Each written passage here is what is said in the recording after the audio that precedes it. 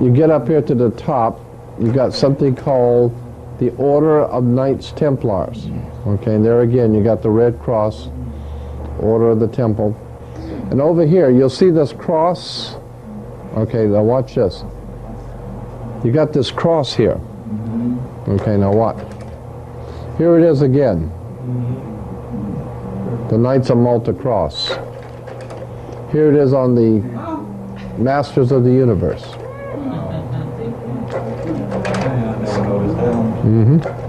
Stop you for a second. Masters of the Universe. Do they have did they dedicate an order for Demolay after he died?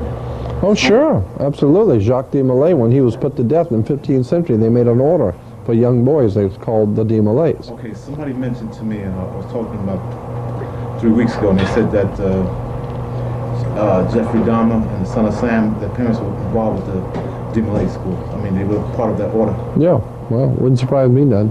All them crazy members of it. So is that supposed to be a Freemason order? Yeah, but it's for young boys. Okay. Just for young boys. It's called de Molay. Now here it is again. Use our Masters of the Universe. Now, it's also, here it is again, okay? It's also used for the Los Angeles Fire Department uses it. See?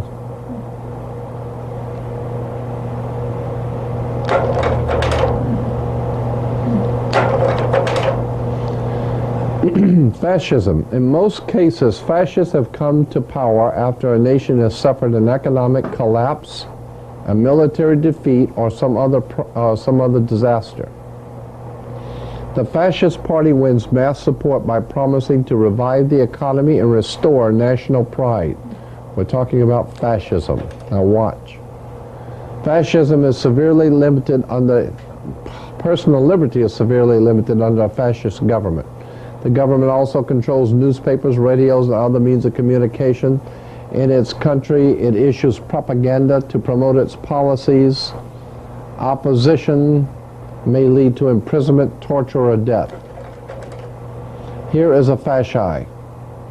Here's the French Grand Orient Temple Masons dancing around the maypole, and that is a fasci.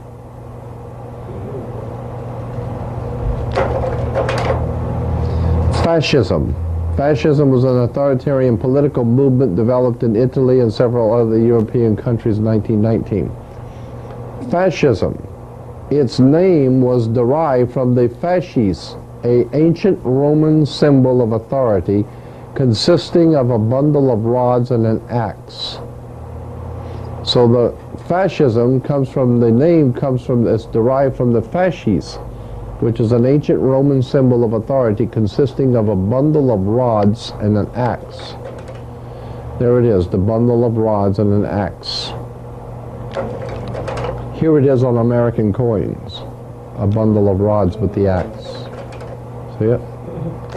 Here it is on American coins. Here it is on the back of the dime, the Mercury head dime. Here it is in Congress. Oh, right there. On the wall. See it right here? What is that? On both sides of the president. So when the president's standing here talking, there is the fasces. So if you think that this country is a fascist, racist country, that's because it is a fascist, racist country. About damn time you woke up and found out. Well, these people act like a bunch of fascists. That's because they are. See it? They just doing what comes natural. That's right. Another characteristic of a fascist government is that they are controlled by a corporation. That's it. That's a very important point. That's a very important point. There it is again. See it? Over here with this symbol here too. There it is, the fasci. So that's why you'll, and also the United States Senate. Here's the U.S. Senate, and what do you see down here? And you wonder why they serve the corporations. So. Why they want to bust them when they give a donation? When they run for office? No, that's just something to throw us on. That's something everybody believes. Even the playing cards has the fasces. Now we got the 13, there are 13 leaves, and there are 13 berries in the 13 leaves. The 13 arrows, 13 stripes, there are 13 stars. 13 stars make up the Star of David, Shield of Solomon. Yeah, 13. I haven't counted them, but I was told that one wing has 32 degrees and the other has 33 feathers, 32 and 33. Then you have the Anuit Coeptus, which simply means our enterprise is now a success. Anuit Coeptus, our enterprise is crowned with success. And then you say, what enterprise is crowned with success? Novas Ordo Seclorum. Novas is novice, meaning new. Ordo is obviously order. And seclorium comes from the word, we get our word secular, meaning worldly. Secular job, secular education. Secular means of the world. The new order of the world. Our enterprise is now a success. That was put on there in 1933. When Roosevelt came out and said, we got a new deal. Now, the deal before was that you were an American and you were free. Now we got a new deal. The new deal is that we just bought you. You understand? We bought you for a price. So consequently, we now have the new deal. Our enterprise is now a success. What about Clinton's new covenant? Yeah, the new covenant, that has to do with this thing right here. And on the bottom of the pyramid, you'll see MDCCLXXVI, standing for 1776. There are 13 layers on the pyramid. Everything is done in sequence of 13 because of Jesus and the 12. Jesus and at 12? Jesus and his 12. Disciples. The 12 disciples plus the master makes 13. That's why 13 is an unlucky number for you. Because that's a number that's used by the Illuminati. The 12 apostles plus the master makes 13. 13 is the unlucky number because it has to do with a very high form of occult magic, and you don't need to know nothing about it. So don't even use 13. It's unlucky for you. That's a number only the masters know and understand. So that's why 13 is unlucky. Now, here is something interesting you probably have never seen ever. Have you seen this one before? Okay. Have you ever seen this on a dollar bill?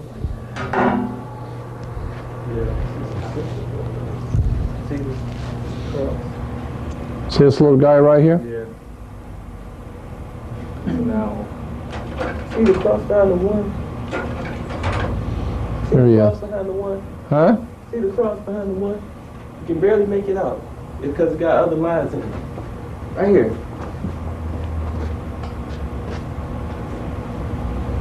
See, they add this into it. Oh yeah, To yeah. throw you off. Oh, I But get you. You can see it. It's right Yeah, behind it. yeah. Anyway, this little guy right here. Here he is. That's a guy. No, it's an owl, a little owl. It's a symbol of the Bohemian Society. When is there any relationship between that and the woods owl? You remember that became the mascot for the whole conservation effort or something, the woods owl? And then they started taking up the land and all. Wouldn't surprise me none.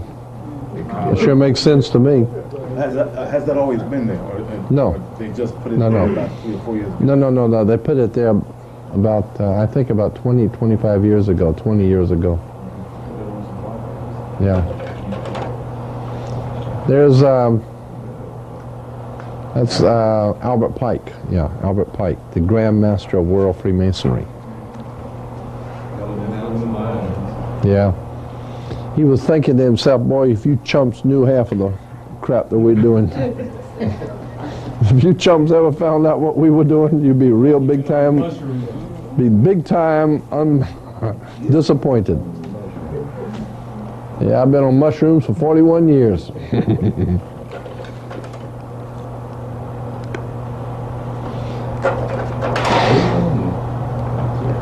Here's what Rockefeller wrote. Rockefeller wrote this. Rockefeller wrote this in something called the Occasional Letter Number 1. He said, in our dreams we have limited resources and the people yield themselves with perfect docility to our molding hands. The present education conventions fade in our minds, and unhampered by tradition, we work our own goodwill upon a grateful and responsive rural folk. Yeah, we got unlimited resources, and people just love to do what we tell them. Another name for rule is heathen. This is interesting to me. The preface for the book, Brave New World.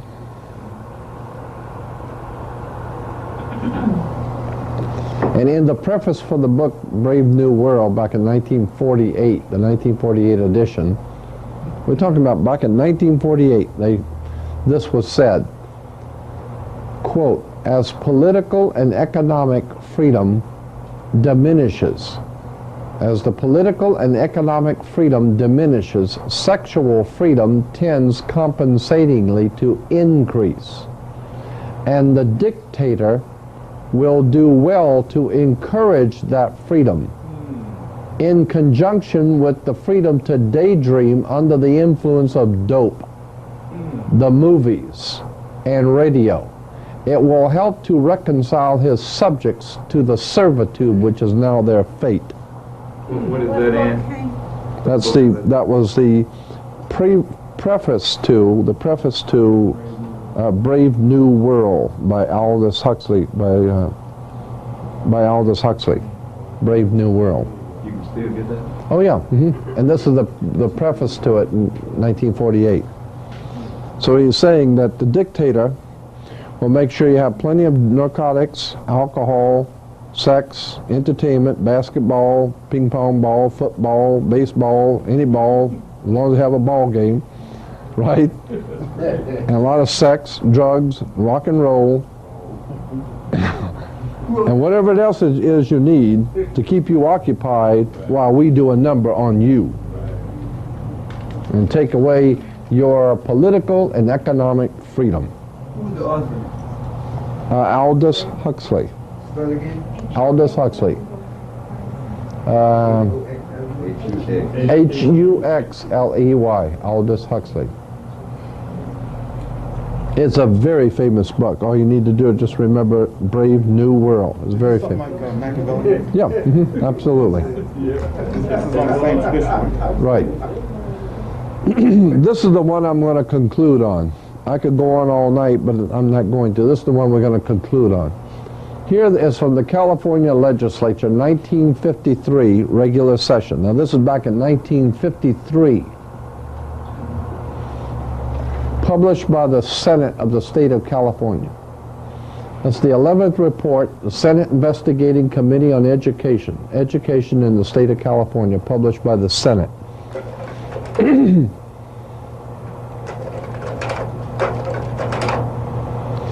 It says, I can't, wait a minute. I thought I had a better, well anyway. It says, so-called modern communism is apparently the same hypocritical and deadly world conspiracy to destroy civilization that was founded by the secret order of the Illuminati in Bavaria, May 1st, 1776. Mayday. The World Revolution conspiracy appears to have been so well organized as to be ever continuing and ever on the alert to take advantage of every opportunity presenting itself or that the conspirators could create. So in other words, these guys at the top, they will take advantage of anything. If you get a black guy run over a white guy, they'll send somebody in, make something out of it. They'll say, that was planned, that was purpose, he did that purpose, and cause this division. And Malcolm X's daughter's trial, or I think her court date is Right. May the 1st. Right, good. Is there symbolism there or what? Right. Well, now tell me if they ain't going to use that. I think so. They're going to use that. No matter what happens, they're going to use that one. So that's supposed to be a signal to the other people to let them know what's going on? Yeah, May 1st. Oh yeah, May 1st is a well, I'll show it to you. Anyway, it is significant in this connection that as early as 1783, when unsettled conditions and dissatisfaction in some quarters had arisen in the American colonies, a subversive anonymous sermons were circulated among the colonial army to incite dissatisfaction and rebellion. George Washington immediately, we're talking 1783, George Washington immediately called the army together, and in addressing them, he used this significant language. Quote, now this is taken from Marshall's Life on Washington, page 86, 87. George Washington, 1783, said, quote, "My God, what can this writer have in view by recommending such measures? Can he be a friend to the army? Can he be a friend to this country? Rather, is he not an insidious foe, some emissary perhaps from New York?" Back in 1783, George Washington knew where the trouble was. Who's he talking about now? I don't know. But he knew that whatever it is happening, better check in New York, because that's where the stuff is. That's where it's coming from. And then the Senate of the state of California goes on to say, it is plain that Washington believed the then center of this secret conspiracy, so far as this country was concerned, to be located in New York, and felt it to be his duty to make such a direct statement. So you're Yeah. saying that all this stuff is coming out of New York? Yeah, New York. All this crap's coming out of New York, the Empire State. Remember? The Empire Strikes Back. Star Wars. Controlled by the Jews? Mm-hmm. That's it. They spanked him. He's been coward ever since. Did they have anything to do with the Civil War? Oh, of course they did. Big time. And you think the slaves were freed, and you think the slaves were freed after the Civil War? Don't bet on it. Slaves were made 14th Amendment citizens. 14th Amendment citizens are not citizens. What are they? Colored people. That's right. Negro. No, colored people. Negro means one owned by another.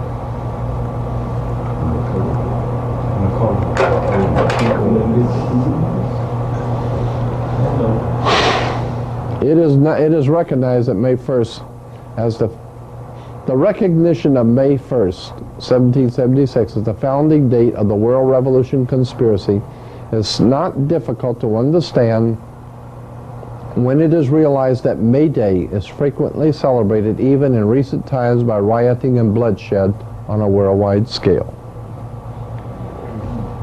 That's why in Russia and China, Communist China, the Soviet Union, and all communist countries, they always have the big celebrations and parties on May Day, because it has to do with the maypole. The maypole is the male resurrection, the male erection. It's the male symbolism, and it has to do with revolution. The book, Fire in the Minds of Men, this book traces the course of the revolutionary fate from its earliest origin in occult Freemasonry to the allegedly scientific Marxism of today. So, What's the name of that book? Fire in the Minds of Men. We've got a little more, but I'm going to stop for tonight. I'm going to let it cool off a little bit.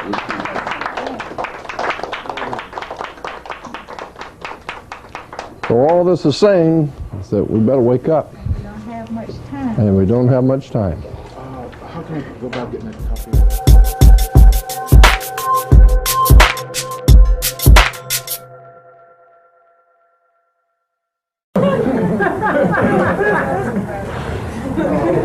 The thing of it is, you can read and worship anything you want to, but know the truth, and the truth will make you free. That's it. You got that right. It's supposed to be a better. According to who?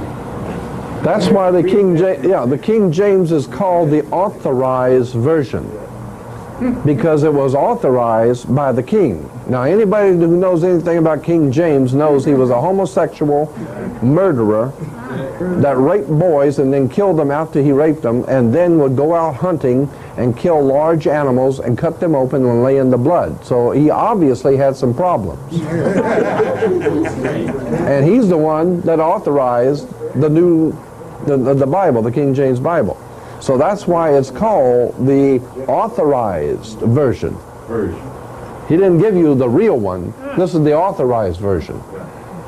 This is what you're supposed to read as far as the king's concerned. Most of the people who talk about the authorized version, they state that he has nothing to do with it, but the scholars that he... Oh, of course, of course. So this is... Oh, yeah, absolutely. But you got to know as well as I do that if the King of England hires you to do some translating, he's going to check it out before he puts his name on it. And if you put anything in there that he don't like, you got to know that he is the king and he can take it out. And then when you look and see, and you know the scholars that he chose to write. They were all Freemasons. They were all Freemasons. Absolutely. And, see, and there you have in the connection. The connection. You just look at where they came from. They were all Freemasons and Rosicrucians. Yeah. So therefore, the king would say, "Here's the deal. You translate it. And if you put something in there I don't like, you can bet I'm going to take it out." That should be documented. Oh yeah, absolutely. We know how much was taken out by King James. We know exactly what was taken out. There are books written about all the things. Here are the things that King James took out of the Bible. Now here's what was in it originally, and here's what he authorized. But see, he didn't authorize this, so he took it out. Do you have access to the book Demonology? His original King one? James, Yeah.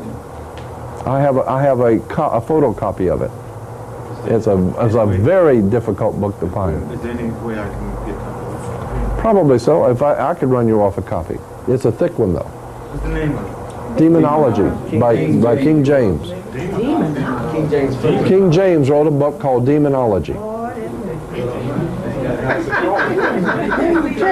Well, why not? Why not King James? He knew all about it. And he was asking for some authentication. Yeah. One is a secret way that the scholars, the head man signed it when it was completed. Yeah. In 46 songs.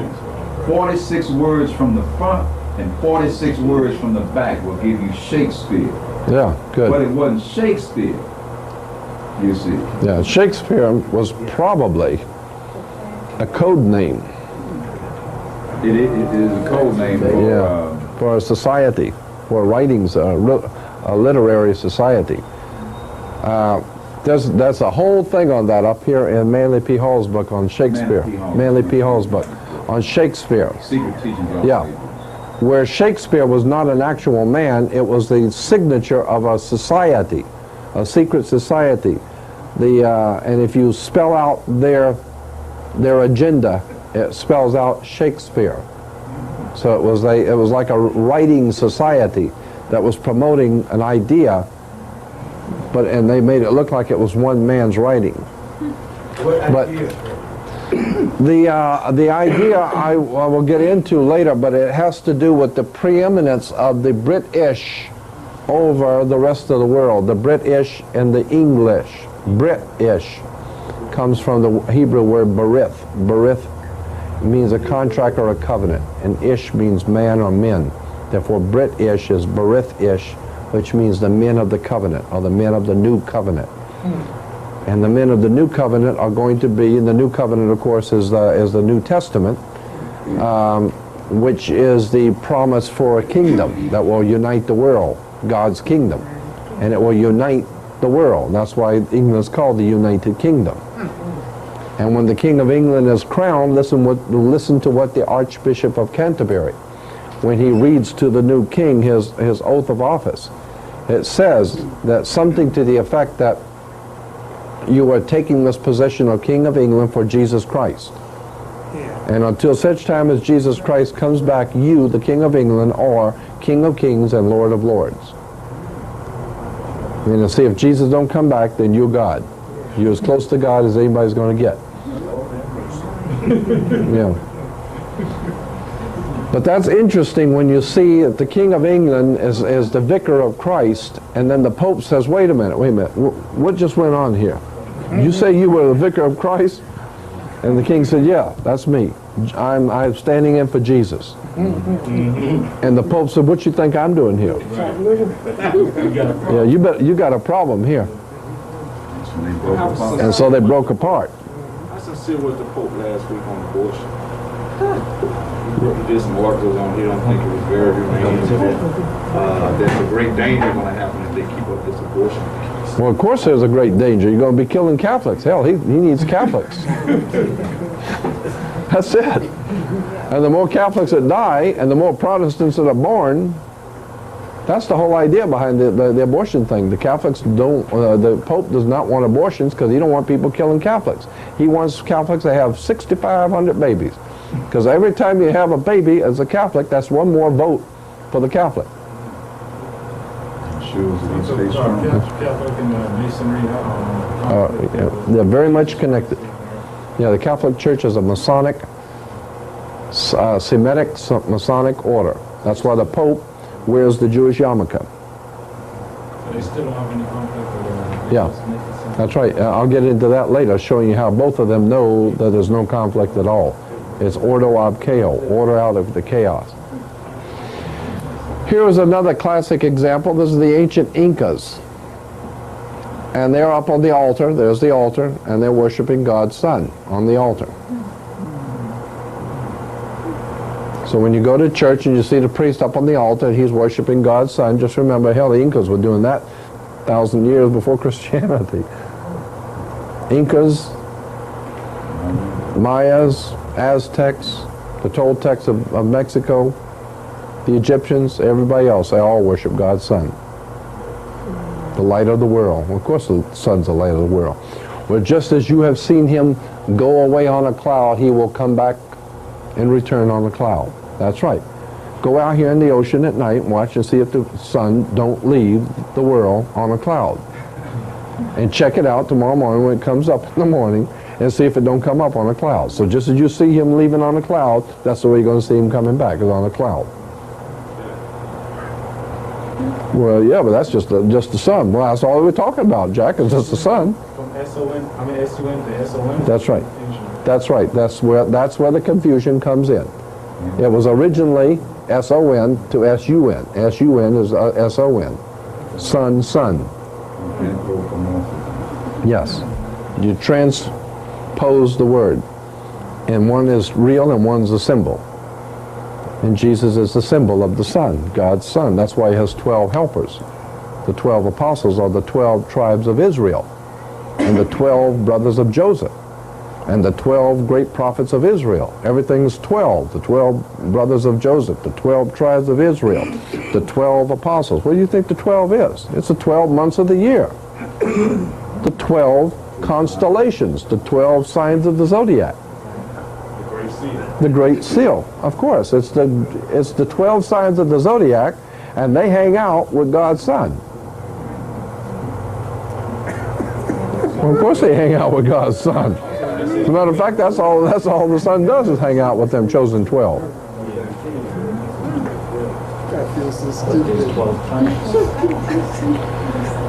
And that's why, remember the story is that Jesus was betrayed in the temple. Okay? This part of your brain up here where your head is called your temple. And Jesus is symbolically the truth and the light. He said, I am the truth and the light. He doesn't say, I represent the truth and the light. He said, I am the truth and the light. Because the Son is the truth and the light. Because at nighttime you can't tell what's going on. But when the sun comes up, that is the truth. You will see it right here. You're in the light. And so therefore the Son says, I am the truth and the light. Therefore, if you turn away from the truth, when someone's giving you the truth, but you can't handle it, and you turn away, and you turn back, that's the way you react to something that's too bright. If the wisdom that's being given to you is too brilliant, and you can't handle the light, you turn away from it, because that's too bright. Like Dracula. That's it. So therefore, that's right, you can't handle the light. So the point is, you just put to death, you just caused and made the judgment. You made the judgment to put to death God's Son. Where? In the temple. You just decided you don't want to hear it no more. That's it. So you just give him the judgment. He's going to die. Now when he dies, where does he die? Where does the truth and the light die? In your head. Skull place, Golgotha, the place of the skull. Is that the tree of life going up your chakra to your brain? Oh yeah, the tree of life is the chakra that goes up to the brain, right. Is that in relation to George Washington cutting the tree and keep it from blooming maybe? There's all kinds of connections can be made. But I'm just saying that that's where we put to death God's Son, is in Golgotha, or place of the skull. In other words, in your head. That's where you put the light and the truth. In your head. That's why I say my people are destroyed for the The lack of knowledge. So the original version of the Bible, what's happened to it? Where is it? I don't know what's happened to that Number one. one, what is the original version? Yeah, that's the big question. And then what happened to it? Okay, you said that there were parts that were left out. Yeah, And, okay, and you said you have access to those parts. yeah. So, But that's not even important. What is actually important is the original, not even the one that King James got a hold of and he messed up, but you need to go back to the actual original writings from whence the Bible came from. If you go back to those originals, now that's where you're really getting into the serious stuff. And that's the Nag Hammadi manuscripts of Egypt. That's the Dead Sea Scrolls of the Qumran community. Right. And then once you've gone through the Nag Hammadi manuscripts, the Nag Hammadi library in Egypt, and the Dead Sea Scrolls, and find out what's really in the Dead Sea Scrolls, then you're ready for Gerald Massey and Albert Churchward and Godfrey Higgins, and the whole story begins to open up big time. Right here. I can give you the books right over here. Gerald Massey. That's it. Once you've got that, yeah, then you wake up and find out that there's a whole world of knowledge that you haven't been told.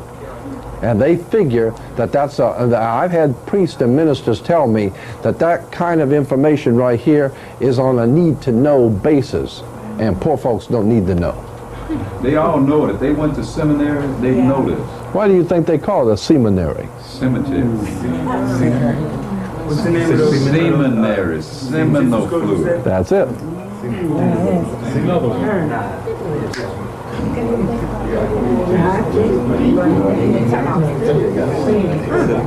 They go to the seminary to learn how to give it to you. That's it. It's incredible. Yeah.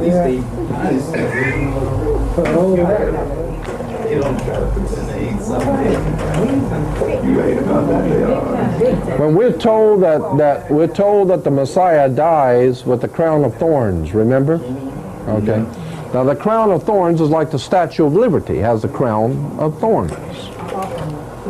Because the sunburst is a crown of thorns. Right. See? The rays of the sun. All these are ancient. Here's the old ancient Assyrian god in the 1st century. See the rays of the sun? Here's the crown of thorns, the sun rays. The rays of the sun are the crown of thorns. The Statue of Liberty has the crown of thorns.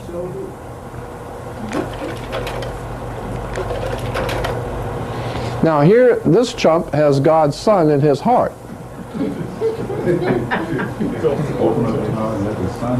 That's it. So therefore, when you hear Christians say, I've just got the Lord in my heart. You say, well, shoot, man, lots of people got that. But the Son in your heart. Now here is an Aztec priest And you know, people, you've heard Christians say, you've heard church people say that they have given their heart to the Lord. Right? Yeah. Okay, I'll show you where that comes from. Here's where that comes from. The Aztec priest offers up the heart of a sacrificial victim to the sun god. There's God's sun. See? There's God's sun. See the fire? And there's the sun. And here's the priest, and he's offering up some chump's heart. See? So he's offering up a heart to God. Now, of course, he's not offering up, incidentally, he's not offering up his heart. He's offering up somebody else's heart. Yeah. Yeah. Now, here he is. See the Aztec human sacrifice. He's offering up his heart, somebody else's heart, to God's Son. So whenever you hear somebody say, yeah, I gave my heart to the Lord, well, that chump did too. But he didn't give it willingly, but he gave it to God's Son. So that's why it don't impress me to hear somebody say, well, I gave my heart to the Lord. Oh, are you kidding? Only for a few moments, though. Not for long. That's what the Aztecs used to do. They cut open the chest and pull out the heart and offer it up to God. They give God's Son their heart. You remember that Temple of Doom thing? Yeah. Mm-hmm. Now here is the fish god Dagon from the old ancient Hindu. Dagon. Or Dagon. Dagon. Yeah. What's the big muscle guy? Arnold Schwarzenegger. Yeah. Oh, yeah. When he's gonna raise Dagon with the horn in the head. Yeah, right. Well, there it is. And that's where we get the story of Jonah and the whale. Goes back to the ancient Hindu. The Hindu, and we're talking about 3,500 years before Christianity, the Hindus had the story of the great prophet who was swallowed by the fish.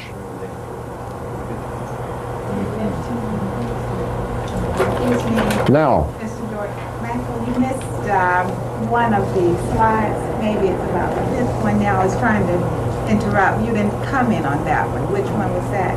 It looked like it had a sun and a face coming out, but you skipped that one. oh, no, that was just showing you that priest of worshiping the sun. Just one more priest worshiping the sun. Because all priests. So you didn't have on a mushroom head. I didn't know. Yeah, well, no, not all of them. Just the Hebrews had on the mushroom head. You know, but all priests in the world worship the sun. All of them. I just didn't want Everybody dresses different, and looks different, and says different things in different languages, but that's all the same thing. They're still worshiping sex, drugs, and the sun. That's it. So that's the bottom line. Yeah, and that's it. What you see is what you get. Right. And here's the fisher god. Here's the god again, the fish god. Now this is Dagon, the fish god. Okay, now let me show you here. Here's Anis, one of the old ancient Anis, the fish man. He's an ancient god in the Babylonian Sumerian system. He was called Anis, the fish god. Okay, and he's wearing the fishes. Now here is a Assyrian king or god wearing the fish head. See it? Now, when you see the Pope, see, when you see the Pope is wearing the fish head, see?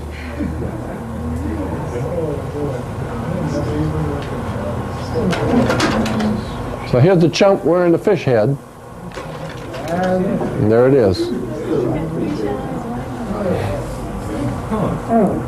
You should have known there's something fishy about this thing to start with. Should have smelled something wrong to start with.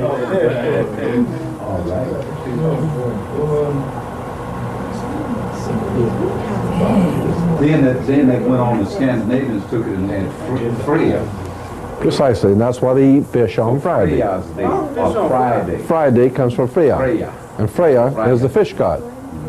Therefore, the Roman Catholics eat fish on Friday to honor the fish god. I think all the fish markets know about that. That's right, of course. So all the trucks are coming on Thursday. That's right. And that's why all the fish markets are not going to care that I'm out here blowing the whistle on them. Incredible.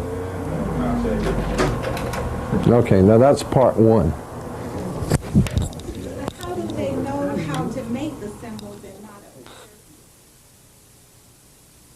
the last slide, if you had not shown that, I would not have known, and maybe some other people. So how would they know to make it where it will not appear to be what it is? Well, if you don't know what it is, it don't make no difference how they make it. We don't know. We don't want you to know. If you don't know what the story is, they can make it anyway. You wouldn't know. I have a lot more. Student brother, how you doing? I have a lot more. You were saying about those fish heads, what were they? Yeah, now wait a minute, I want to tell the audience one thing. I got a lot more yet, so if you're interested, I got a lot more we're going to do. Now, what was your question? You saying about the fish head? I was trying to write it down. What were those people celebrating again? The fish heads. I mean, what was their background again? You mean the Fish god? fish head? Oh, it's Dagon, D-A-G-O-N, Dagon. Dagon, the fish god. And that's why Jesus is called the great fisherman. And that's why Christians are called fish. Because you catch fish. And they clutch you. Fisher of men. You got caught. And that's why they say you got caught by pulling the wool off your eyes. The lamb. The lamb pulled the wool over your eyes. So the lamb don't really have no real significance other than that. The what? Well, the lamb has a significance, yeah, it does. It goes back to the old Sumerian worship of the sun as the lamb. That was the sun, when it dies in the winter, was like a sacrifice, and consequently they sacrificed the lamb in relation to the sun. But I'll get into that later too. Incidentally, if you understand that the 12 apostles represented, okay. Is that restaurant next door open? Yes. Could somebody get a couple of those drinks that we had here before? The ginseng? Yeah, the ginseng. Somebody could go over and get a couple of the ginseng drinks. And then I'm going to get on with this.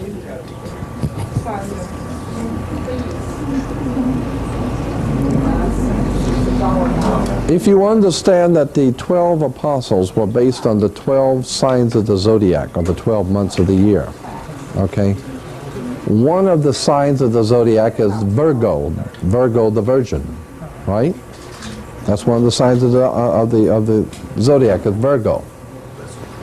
And in the sign of Virgo the Virgin, she's holding a baby, and the baby is called the newborn one, or the sent one, the anointed one.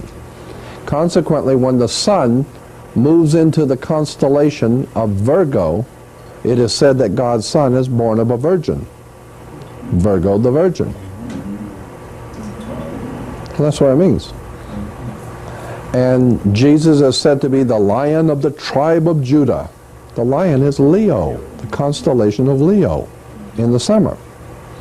Then we're told that Jesus was betrayed in the temple, and Judas, in order to identify him so he could be killed, went out and kissed him.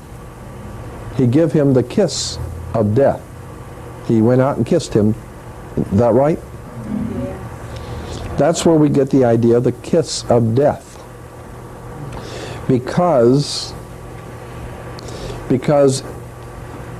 when the whole thing has to do with this, to understand why Judas kissed him, it has to do with the scorpion. Fall is in the constellation of Scorpio. Scorpio is one of the constellations of the zodiac, Scorpio. And that is late October, October 23rd to November, into the middle of November. So it's late October into November, which brings on fall. And consequently, fall betrays God's son, who is going to now die in winter. The sun is now going to die in winter. And consequently, the constellation of Virgo is the scorpion. And it is a very interesting point about scorpions that most people don't know. If you get stung by a scorpion, scorpions have 2 stingers, not one on top of the other. And if you get stung by a scorpion, they will tell you in the Middle East that it looks just like a human lips. That's what the incision looks like. If a scorpion stings you, it looks like a top and a bottom lip. And so therefore the ancient people called the scorpion's bite the kiss of death. That's why the mafia on Malta has many scorpions. So that was, the mafia said that when they were getting ready to kill you, it's like the kiss of death. They give you the kiss. That's not because they love you, that means you're dead. Go lay down somewhere because you're dead. So they give you the kiss of death. Consequently, Scorpio, or the scorpion, which is a symbol of fall, Scorpio, late October, early November, gives the kiss of death to God's Son, because in December is winter and he's going to die.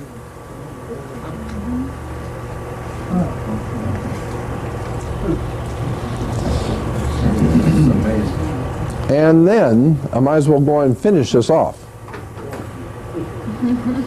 I'll finish this off. Something happens in December that's very interesting that most people don't know. The ancient people knew it because they saw it. We don't know it. The calendar, the round sun calendar, like the Aztecs, the Mayas, and the Incas, and all the Egyptians, everybody had those round sun calendars. The calendar had 360 degrees or notches in it, 360 of them. It was called a 360-degree circle. And then they had the stab in the middle, which was the sundial.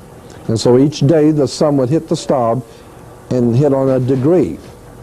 And so each day the sun would move 1 degree. Each day the sun would move, and I'm going to go back to the pictures in just a minute. Each day the sun would move 1 degree on the round sundial. And at the end of the year, it would start here. At the end of the year, it would have moved all the way around to the 360th, and that's what we call a solar calendar, 360 days. But they didn't work out, so the Egyptians added 5 days, and today we call it the calendar we have now is 365 days. But the point is that every year the sun moves further and further south, and the further it goes south, the colder it gets, until finally it hits the lowest point, I guess this is south, the lowest point in the southern sky. And when the sun hits the lowest point, and it's not going to go any further, that happens on December 22nd. December 22nd, the sun moves into the southern sky at the lowest point. Right. And so on December 22nd, on the sundial, the sun hits on a particular degree. And on the 23rd, it's still on the same degree. And on the 24th, it's still on the same degree. The sun does not, it goes all the way down. Each day it's moving 1 degree each day, until finally it hits down at the lowest point, and something happens where it does not move on the sundial for 3 days. For 3 days it comes up, and on the sundial is on the same degree. The ancient people said anything that's been moving all year long and has stopped, it's dead for 3 days. So the sun is in his tomb for 3 days. God's Son died for 3 days. That's right, because it was moving all year long, and it ain't moving for 3 days. That means it must be dead. And then on December 25th, the dial moves 1 time backwards, 1 degree backwards on the sundial backwards, which means now it's going to start coming back toward the northern hemisphere. It's coming back. So each day it rises and rises, and it's getting warmer and warmer until the first day of spring. So on the first day it rises is on December 25th. Therefore today we celebrate God's birthday, God's Son's birthday on December 25th. That's right, because the sun was dead for 3 days. Now it moved again. So anything that was dead for 3 days and starts moving again has got to be born again. So therefore we're all going to be born again. So now the sun starts coming back to the northern hemisphere because we done celebrated his birth, and he's born on December 25th. Now, as the sun's coming back and it gets up here to the first week of spring, all of a sudden life comes back to the earth. Boys chasing the girls, women chasing the guys, everybody's drinking, and life has come back to the world. All the plants are growing, and everybody comes back to life. All the animals come out from hibernating, and it's good times again. Consequently, right. So consequently, the sun had died in winter and was dead for 3 days. Therefore, we are celebrating, and even today we say, when someone dies, we say, grandmother passed last night, or they passed on, or they passed away. But the word pass is always in it. They passed last night, right? But the ancient people said that, that when you died, you passed over. Because see, you were here, but you died, now you're over there, wherever there is. Well, that's where you are now, because you passed over. From the east bank to the west bank. That's originally from the east to the west bank, right. But the point was that you had passed over to another life. Therefore, the sun was dead in winter. It's come back in the spring. So the ancient people, 2,000 years before Hebrews ever existed, they celebrated the first week of spring, and they called it the Passover. So today, we celebrate the Passover, a very holy occasion. No, it's the first week of spring. Damn. Ain't nothing holy about that. The first week of spring. And then, the Christians celebrate the resurrection. Of course the sun's resurrected. It was dead in the winter, and it come back in the spring. Now it's resurrected. And therefore, you got to have, now you understand where the Passover comes from. The Passover is nothing but the sun that passed over from the death of winter to the new life of spring. It passed over. I don't know what's so special about that. It happens every year. From the low to above the celestial equator. Right. I love it. Now, if you understand that, for the first time you will understand why God is referred to as He. Why God is He. We refer to God as Him and He. Why couldn't God be a she? I mean, after all, a woman's the one that gives birth to the babies, and the woman's creating life, and if only God can create life, well, that's what the woman does. Well, the ancient people said the woman represented God, not man. Man represented a lot of things, but God ain't one of them. Right. So if there's anything godly or nurturing or holy or righteous, it's the woman, not the man. And consequently, the ancient peoples understood that. And they had goddesses. And the very earth was your mother. Mother Earth, Mother Nature. The earth was your mother. And therefore in the spring, when the rains came, that's the sacred fluid impregnating Mother Earth. Now if Mother Earth is being impregnated by that sacred fluid, it must be from the Father who is in heaven. And that's where we get the idea of God the Father. There ain't no God the Father. It's just rain coming in to impregnate Mother Earth.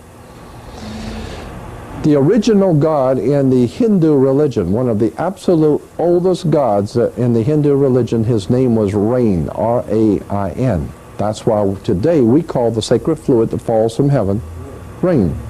But that's where it comes from, the god Rain, who was the great male who impregnated Mother Earth. And consequently, you can't have that kind of, you can't have that kind of activity, the father impregnating the mother, unless you have a wedding first. You don't want to be doing that kind of stuff until after the wedding, right? So consequently, in the ancient world of Phoenicia, Canaanites, the Phoenician, Canaanites, Sumerians, and all that area around Babylon, they celebrated the first rain as being the first conception from the male into the female. So they celebrated that first spring rain, and they called it the marriage feast of Cana, where Mother Earth asked God's Son to draw water so he can make grapes grow into wine. So therefore he transposes water into wine. Of course he's transposed. He draws the water and makes it rain on the grapes, and we're going to have wine. And in spring we all get drunk and go out and chase women. That's it. That's the name of the marriage feast of Cana. All of these are nothing more than stories. They're just stories. That's why the Bible's called the greatest story ever told. Not the greatest, it's not the greatest collection of facts. It's the greatest story. Why? Because it's the oldest story in the world. That's why it's the greatest story. As a matter of fact, it's the only story in the world. Hell, this one goes all the way back to day one. And every culture has told it different. Every culture has their own story. The Egyptians had their story, and their city, where they worship God's sun, was called On. The Greeks call it Heliopolis, but it was actually called On. That's why when you walk in a room, you flip a light on, because it was the city of the sun, light. And consequently, every culture has always told the same story, but the problem is the story originated in Africa. It originated in Africa, on the Nile. It was picked up eventually, and there were even cultures before that, but they were not as prominent, and they had not codified this belief system. The Babylonians and the Sumerians, they had the same ideas, same stuff. But the Egyptians took it and they made it into a religion. And they codified it and wrote it down. And if you're going to do it this way. And they had it all written down. And when you understand it all and begin to read it, it all makes sense. That's why the Bible's called the greatest story ever told, because it's the same story that's been told from day one. It's just been told in a different way, and you didn't see it. For many would look with their eyes and not see, and listen with their ears, but not hear, and with your heart not get the sense of it. What's the name of Africa before it was called Africa? There was, Called something else. yeah, I know. There were two words for it. One was called Chemi, from which we get alchemical or chemistry. But there was another. Wait a minute. The land of Syriac. Yeah, the Kebulan. Yeah. And well, that's right. Yeah, but it wasn't called that. But I'm saying that it was referred to by many people as the land of Syriac. From They said the word Africa is a French. It was just made. well, yeah, the word today Africa probably is because. Yeah. What? Alpha comes from the Greek for black. Alpha. Then you had in here Ruth. Ruth is birth canal. That's what the yawning symbol was called. Yeah, of course it was. Yes. It was called Ruth, from whence you get the name Ruth. Yes. All right. Then Ka. And then you get the word truth from Ruth. Afruika. All right. The black soul mother. Yeah. Black mother soul. That's according to J.A. Rogers. But there's also many, many other writers, many other authors, many authors. Yeah, we haven't been told the half of it. Oh, wait a minute, I got the wrong thing here. Let's start with this one.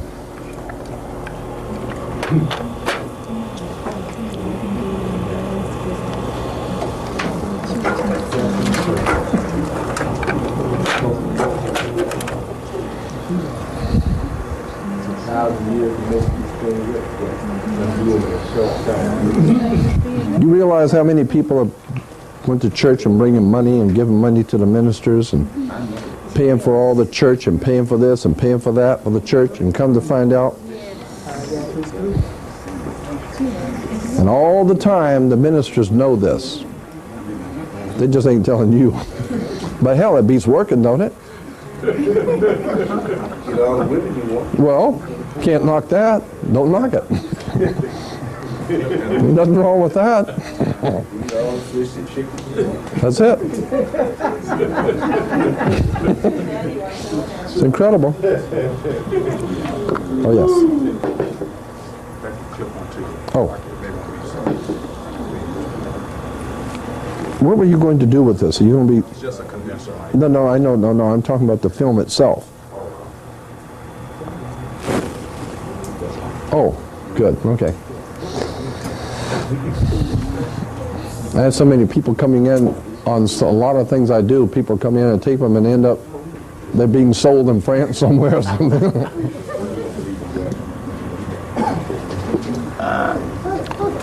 And they're yours, that's all right.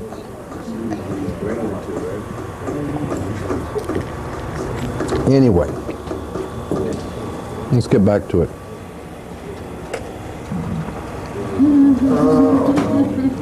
Yeah. Now the rose, as it is used in politics and occultism, goes back to the red rose is connected to the Tudor dynasty of England. The Tudor dynasty of England, or the royal dynasty in England. Their symbol of the royalty of England is the Tudor red rose. Why the red rose? Because they're reds. Communism is referred to as red. The scarlet-colored wild beast in Revelation, scarlet-colored wild beast is red. And therefore the rose is the red rose of socialism and communism, which is the brains, is England. England is the brains behind socialism and communism. The Soviet Union, all of this communism going on, socialism, it's all British royalty. They're the ones that come up with the idea. They're the ones that had to finance the Bolshevik Revolution, the Communist Revolution. And so all their friends here in New York City, and all the big shots in New York City, Chicago, Citicorp Bank, and all that gang, all of them, they all put their money in with the British royalty and finance all the socialist movements throughout the world. What was the purpose in doing that? To collectivize labor. To collectivize labor. That's why you have a painters union, plumbers union, and the Soviet Union. It's one big union, huh? One big union. Everybody works for the boss. Remember the Union Army? That's right. Exactly. It's to collectivize labor. Get everybody in the world to work for you. And therefore we'll have God's kingdom. Everybody will be on their knees, and we're going to smoke cigars in New York up there at the Waldorf Astoria, and the Queen of England will make another billion, and the Rothschild House of Rothschild will make another 100 billion, and all the poor folks will never wake up, and they'll never suspect, because they're waiting on the Lord to come back. And they ain't never going to see it coming. Well, is it true that the Social Security number is the mark of the beast? I don't think so, but I could be wrong. I think the mark of the beast, I have my own idea about what the mark of the beast is. If it is not the mark of the beast, it's a good try. It don't miss it by much. You know, it's a good one, but I don't think that's it yet. I'll tell you what I think, and this is just what I think. In Freemasonry, in world Freemasonry, there is a faction, there's a particular kind of Freemasonry connected with the York Rite, which gives us New York. New York comes from the York Rite, or the Duke of York, or York Rite in England. And the symbol for the York Rite is called Mark, M-A-R-K, Mark Masonry. M-A-R-K, Mark Masonry. And in ancient England, when the Freemasons would build something, that would say they would put their mark on it. And that was a Masonic mark. So when they would build something or great sculpturing or a picture of something, whoever did it would put their mark on it. And the symbol for Mark Masonry is the triangle within a circle. And that's what I think is the mark, is the triangle within a circle. And since you brought that up, I'm going to show it to you right now.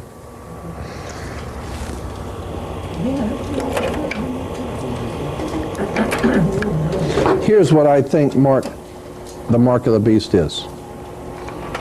Since you brought that up, let's look at it. Because that's the first thing on this is the mark. Here it is.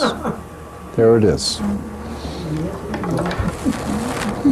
Oh, right there. That's the beast. Yeah, that's it. Yeah, as a matter of fact, huh? Yeah, Right over the, oh my goodness. there it is. See it? The circle and the triangle, okay? Now, let's see how that works out. Here it is again, the triangle and the circle. The circle has to do with the sun, and the triangle has to do with the pyramid. Because the pyramids were always used in relation to worship of God's sun. And the circle and the triangle, which is a symbol of marked masonry. And I think this is the mark, the triangle within the circle. And if you saw the new movie that's out called Stargate, they not only were in Egypt with the pyramid, but what did they find at the very beginning of Stargate? The circle. And when they picked up the circle, did you see it? Did you see the movie? Oh. And when they pick up the circle, what do you see in the circle when they pick it up? Is the pyramid in the middle.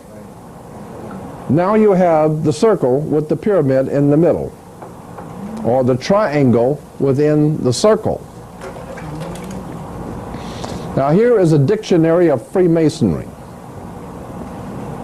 And here's a symbol out here on the there it is. You see that triangle within the circle?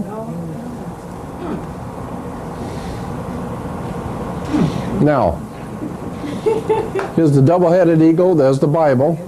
There's the Bible. There's the hammer of Thor. Here's the cross and the crown. We'll get to that later. But here's the triangle and the circle.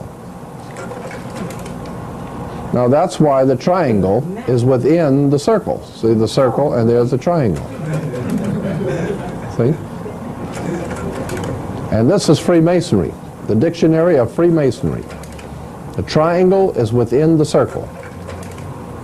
That's why this triangle is within the circle.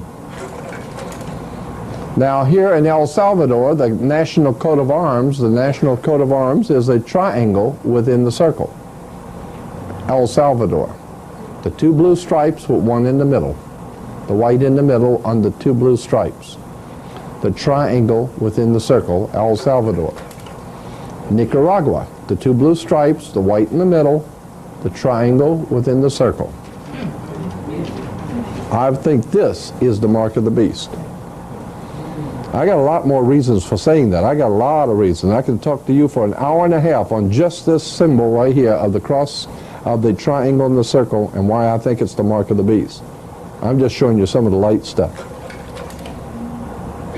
Now here is some poor fool. He's on his knees to the Lord. And what do you see over here is the triangle and the circle.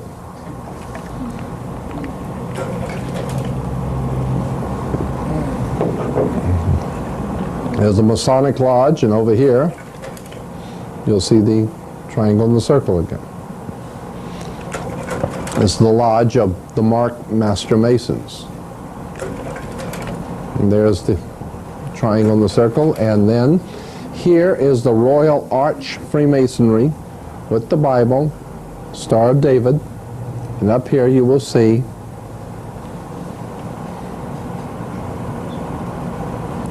up here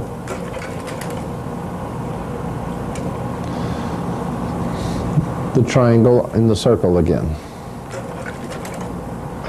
Now here is the School of Theology over at Claremont School of Theology in California. It's one of the many theological institutes, theological seminaries. What do you see on the pulpit? Huh? Right there. Right on the podium. Right on the podium. And that's from the Claremont School of Theology. So when you see the minister and the preacher on the podium, better check out the symbols, because that's going to tell you where he's coming from. You better believe it. That's Mark Masonry. He's got the mark. He's taken the mark.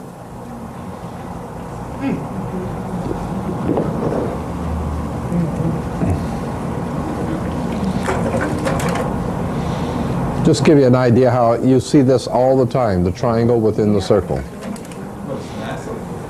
Yeah. Yeah. Space flight. Now, all right, now I'm going to get into the thing I was talking to you about Jimmy Carter before. Masonic orders of fraternity. The direct descent of the essential program for the esoteric schools was entrusted to groups already well conditioned for the work. The guilds, now follow this because this is going to be a rather heavy duty and deep stuff, but I'm sure you'll find out, I'm sure you'll find it to be very interesting. The direct descent of the essential program of the esoteric schools was entrusted to groups already well conditioned for the work. The guilds, trade unions, similar protective and benevolent societies have been internally strengthened by the introduction of a new learning. The advancement of the plan required the enlargement of the boundaries of the philosophic overstate. A world fraternity was needed, sustained by a deep and broad program of education according to the method. Such a fraternity could not immediately include all men, but it could unite the activities of certain kinds of men, regardless of their racial or religious beliefs, or the nations in which they dwelt. And here's the point. These were the men of towardness, the sons of tomorrow, whose symbol was a blazing sun rising over the mountains of the east. So it's talking about the Masonic orders of fraternity, and they were saying that if we're going to form a world conspiracy, you can't bring all the people into it at one time, but we could pick out certain people from different races and different groups who have learned how to go along to get along and know what to kiss and when, you know, and have proven themselves that they love the money and the women and all the other fun things that go with being on the in crowd. And we know we can buy them. So we can begin a new learning. An advancement of the plan required an enlargement of the boundaries of philosophic overstate. A world fraternity was needed, sustained by a deep and broad program of education. We got to teach all these people what to kiss and when and what all, you know, how to do it and how not to do it and what to believe and what to think and how to think. And that's what we're going to call it, education. And we're going to send them to school, right? And when they come out, they'll know exactly what to do and what not to do. And don't ask no questions. That's right. Then it says, these were the men of towardness. Now what I'm doing right now is I'm sharing with you something I haven't even gone into very much, because I'm getting ready to do a major story on this. I'm going to do a major story on this one. So I'm kind of breaking you in on some of the stuff I'm going to do. These were men of towardness, the sons of tomorrow, and here it is, whose symbol was the blazing sun rising over the mountains of the east. So the people who are putting this all together, they were called the men of towardness. Why? Because they've always been working towards something. Which way you travel. That's right. Yeah, always working toward. The Freemasons and the bankers, every day, they just work along, they don't hurry, they're not sweating, they're just working every day, they're working toward that wonderful day when that day will come when the whole world will finally be on their knees and they will finally have you where they want you. And it may take 100 years, it may take 300 years, it don't matter. They just every day are doing their thing, working toward the day when they're going to own you. Okay, so they're called men of towardness and the sons of tomorrow, whose symbol was a blazing sun rising over the mountains of the east. Don't forget that. Their symbol is the blazing sun rising over the mountains of the east. While it is difficult to trace the elements of a pattern never intended to be obvious, the broad shape of a design is dimly apparent, the invisible empire. So what it's saying is that if it's hard to figure out, it's supposed to be hard to figure out. Not supposed to be easy. But you do your homework, it'll all start to fall into place. It'll all start to make sense.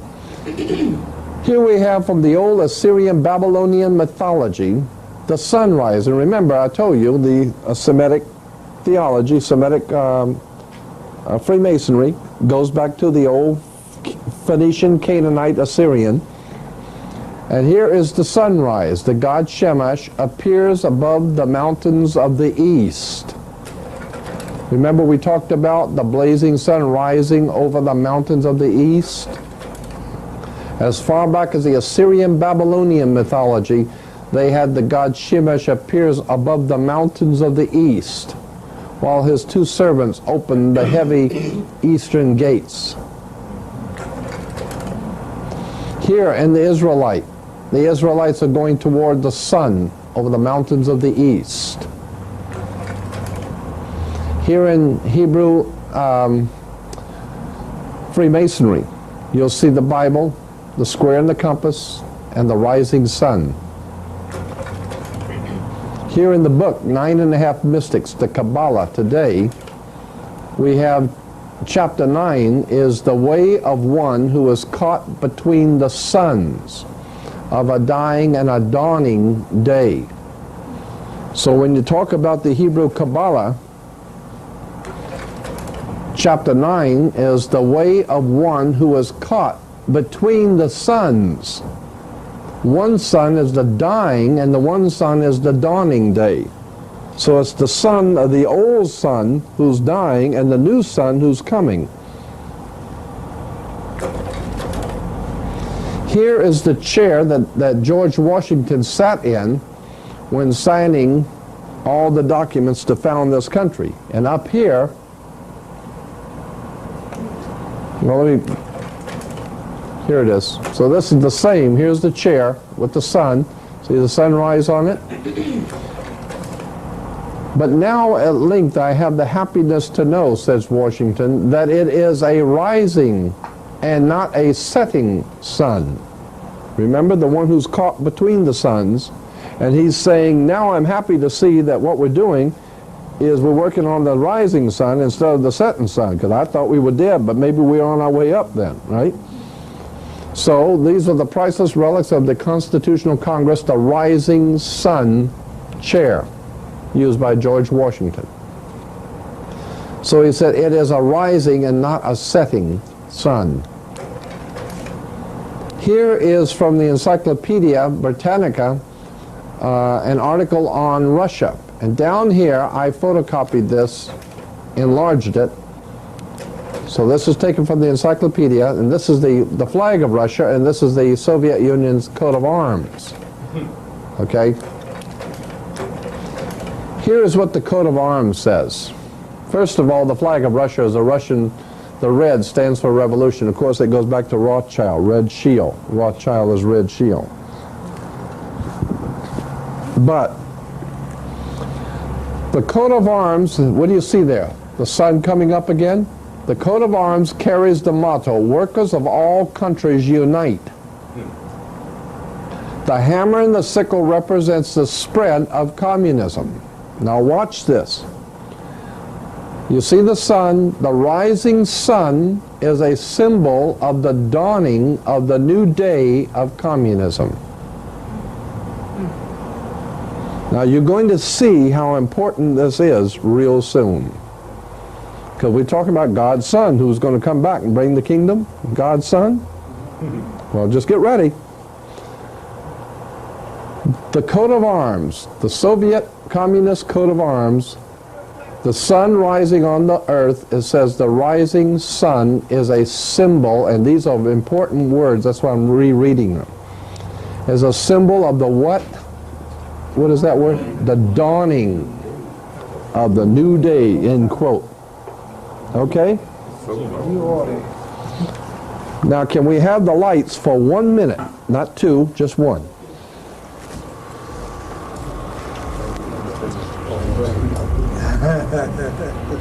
Jimmy Carter. On the back. When he was inaugurated, he said, "I see the sun rising on a beautiful new day."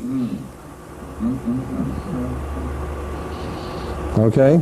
Flashing there. Uh-huh. So you came from the back. And when did he say this? "I see the sun rising on a beautiful new day, on a beautiful new spirit." When did he say this? Dawn. The dawn of November 3rd. D-A-W-N. Okay, that.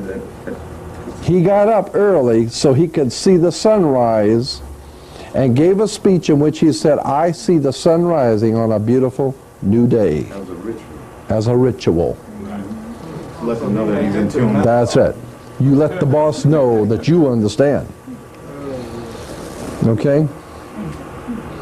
I see the sun rising on a new day. That's right, the new day of world communism.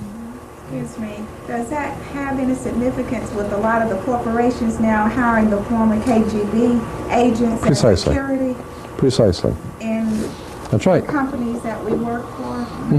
That's right, a new day of communism. See, communism is not dead, it has mutated. Which companies So- do that? Are you talking about You want me to name a couple? the American companies or the Russian companies? There's all kinds of companies that are doing that. IBM, Coca-Cola, Yeah, AT&T, yeah. all the major corporations. They help set up the And so that means, does it mean that if the martial law, whatever, they get ready to make a move, they won't have any, Well, no, I'll tell you what it means. In my other slides, I will show you what that means. okay. Well, just keep that question in mind. I'll show you what it means. But I wanted to bring out and call your attention to, and I can do it more yet, but I just want to call your attention to the sun rising as a symbol of the dawning of the new day of communism. And Jimmy was so proud to say, "I see the sun rising on a beautiful new day." That's because you know who he is, and you know who he's working for. So if you think that he's acting like a communist and all this is a totalitarian state you live in, you damn right it is. Well, how does Habitat for Humanity, what he's doing? That's what communists always do. The Communist Party is always out there for the working man. The poor working folks, the poor folks, he always out there to help the poor folks. This way they're going to even be poor when he gets through with them. Yep. You know, when Bush lost to Clinton, he said, "It's the same game, I'm just passing the ball." That's it. That's my time now. That's right. I heard that houses that they built for the people, that if you die, it goes back to the either Jimmy Carter or the people that own it. Sure. So therefore, all the work that you put into it, you're really not gaining anything from it. That's all right. That's the way it is in life. That's it. Well, that's the way it is right now. Do all you want out there. You don't own nothing. You don't own nothing. If you don't have Lodial title on anything, you don't own nothing.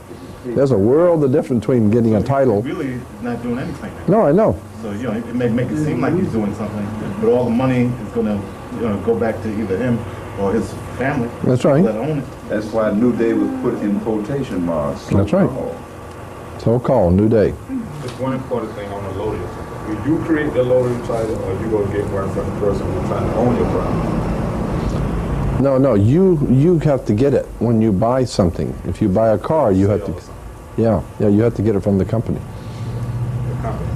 Well, whoever you buy something from, you have to buy it and get a Lodial title, and they can give you a Lodial title, They just don't let nobody know you can do that. But if you buy a new car, you can get a low-deal title.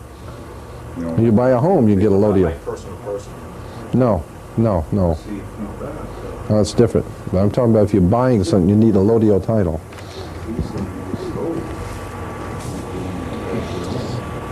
Okay. I just wanted to throw that little piece in. I got a lot more on Jimmy, but that's just a little quickie I want to throw in and let you know where he's coming from. So Jimmy sees the sun rising on a new day, and so do I. And Jimmy understands what it really means, and so do I. Now here we have, this is interesting, that this symbol came out for the Soviet Union right around 1937, 38, 39. Okay? Before, this symbol here for the Soviet Union came out into public use about 1938, 39. All right?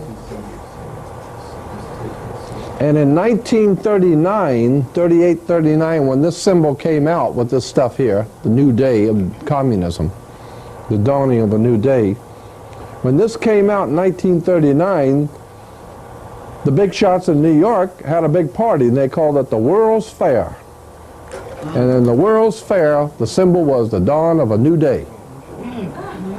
The New York World's Fair. And that's right, there it is, the dawning of the new day of communism. And here it is, the new day.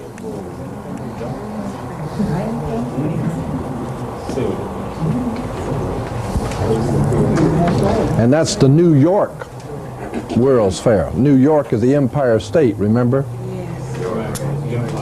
The Empire Strikes Back. Well, who's doing the striking? The Jedi Knight. The Jedi Knight who is fighting with light, intellectual, spiritual light. And if you don't understand spiritual enlightenment, that's what the Jedi Knights are fighting with, intellectual, spiritual enlightenment.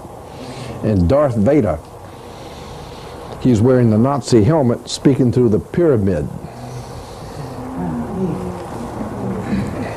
So what is the Jedi Knight represent? The Knights Templars, the Knights of St. John of the Temple. Yeah, going back to the old Knights of Malta, the old Roman, Nazi Roman. Remember Adolf Hitler's, in the Second World War, Adolf Hitler was in league with Mussolini of Italy and the Pope was signed concordance and contracts with the Pope.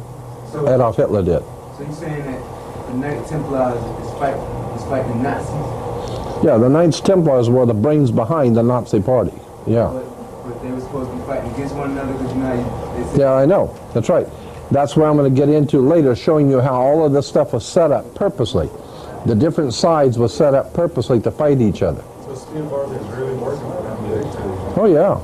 Well, that's how come he gets to be Spielberg. They're not stupid. There's that son of enlightenment coming up again. In Russia, there they are, all the poor people waiting for the sun to rise on the new day. They're like the Japanese flag. Yeah. And here's the Peace Festival at Lenin Stadium in Moscow. Now here is the, so this is a $50, I think. The Liberty Dollar? Is this the Liberty Dollar? Yeah, Liberty Dollar. This is the American Liberty Dollar, okay? And here's Liberty walking toward what? The sun. With the crown of thorns, incidentally. And the book says she is moving what? Toward the dawn of a new day.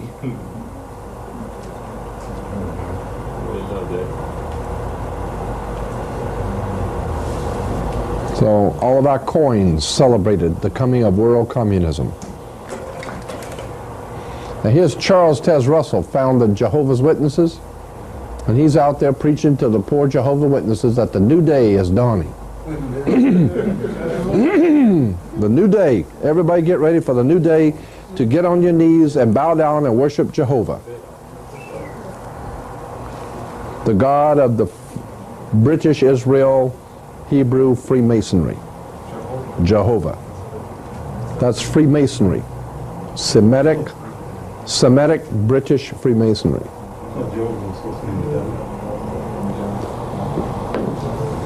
But now, in my book, he is.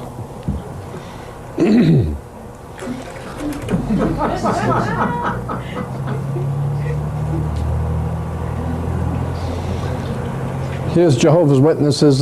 See the Watchtower and Bible Tract Society? Where you see the sun coming up between the mountains of the east. And where they talking about the government that will bring peace. And that's right. It will bring peace.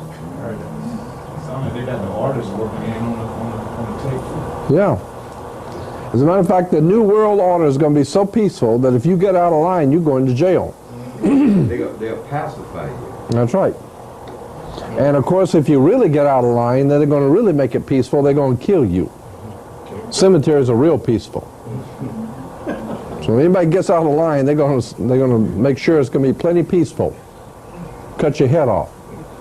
If you've got any ideas about thinking about fighting this or demanding your freedom and liberty, you don't have no more freedom and liberty. From here on out, we're going to have a perfect paradise government in New York. And as long as you understand who the boss is, everything's going to be cool. And everybody's going to work for the Union. Soviet Union, the Labor Union, and the New York Union. British Union. Now here's a Christian distributors in California, the Christian distributors. They distribute all the Christian literature, and they call the New Day Christian distributors with the sun coming up over the mountains of the east. So all the Christians going to the Christian bookstores, and they're getting all the materials from Christianity, and they don't realize that the company is called the New Day, bringing the sun over the mountains of the east. Now who do you think would be supplying all that Christian literature to the Christian churches?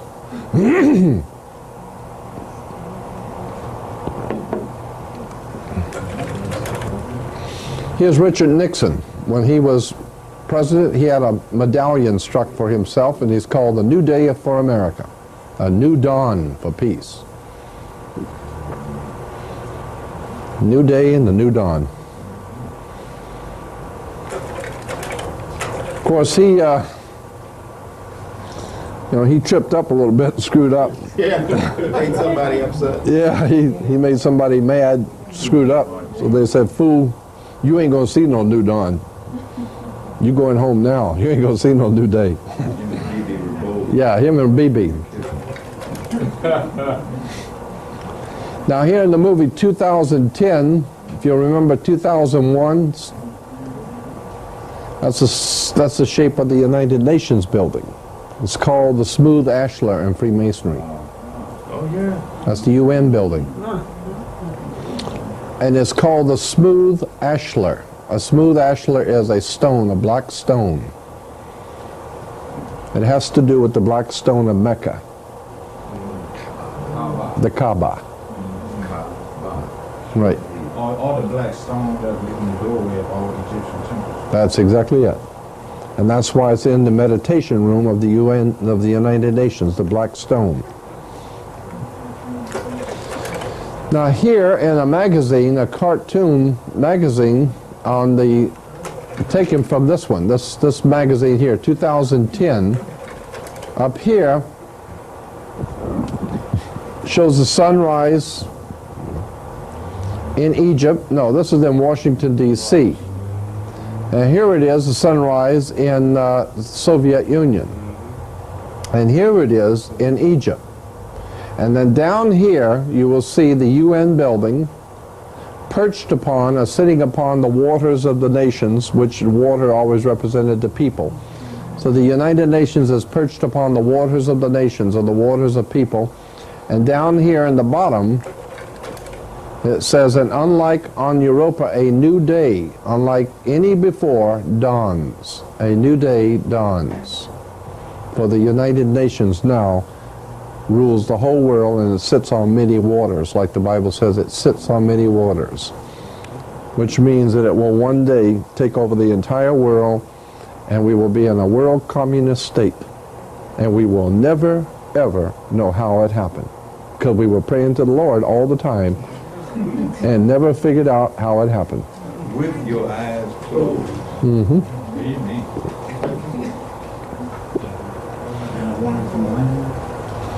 Yeah, and a warning from the landlord. Here we have from Liberia. Them the ones who went back to Africa. That's it. That's it.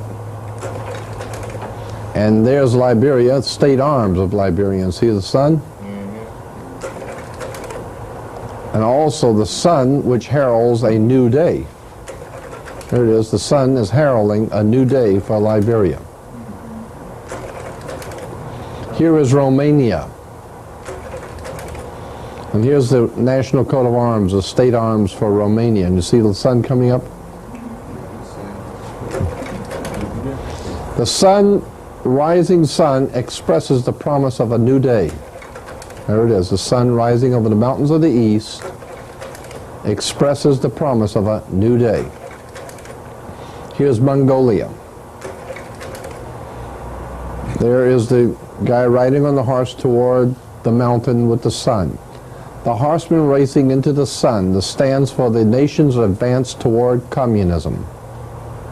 And that's Jimmy said, I see a new day dawning. Yeah, because he's helping advance our country into communism. Like the pale horse. That's it.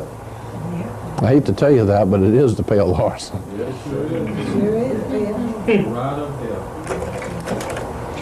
Here's Malawi.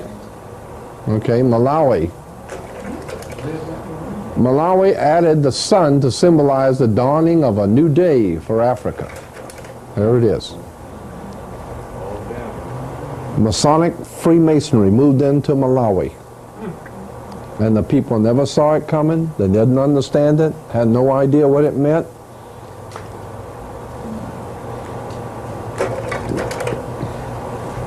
It just meant the symbolizing of a dawning of a new day for Africa. Afghanistan, same thing, the sun dawning. The main elements is the rising sun. Now here are class rings for high school and college kids. Class rings. See them standing there seeing the sun coming up over the mountains of the east? These are class rings you get for high school. Sun coming up. This one's called a new dawning. See the sun coming up for the new dawning. Here's another one. The sun coming up over the mountains of the east. And these same people are the ones that control education. Bet on it. Reaching for tomorrow. Remember those sons of tomorrow? The sons of tomorrow. What do you see? The sunrise over the mountains of the east. Behold, a new dawn. A new dawning.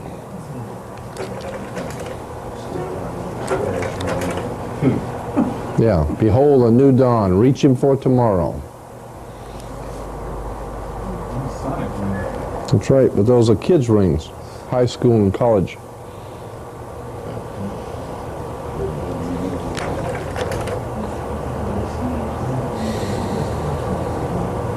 That wouldn't be the fish mouth, would it? No, it looks like an angel. Yeah, it could be, but it's the looks like a bird, and but it could be the fish too. Yeah. Now here is a book you have right up here. Excellent book. I just pointed it out to somebody over here. It's right here. It's called Secret Societies and Subversive Movements. Excellent book. If there's a copy left over here, you ought to get it because it's sensational. Here, see again, I told you it was from the Christian Book Club of America. So you can write them and they'll, you know. But anyway, here's the Secret Societies and Subversive Movements by Nesta Webster.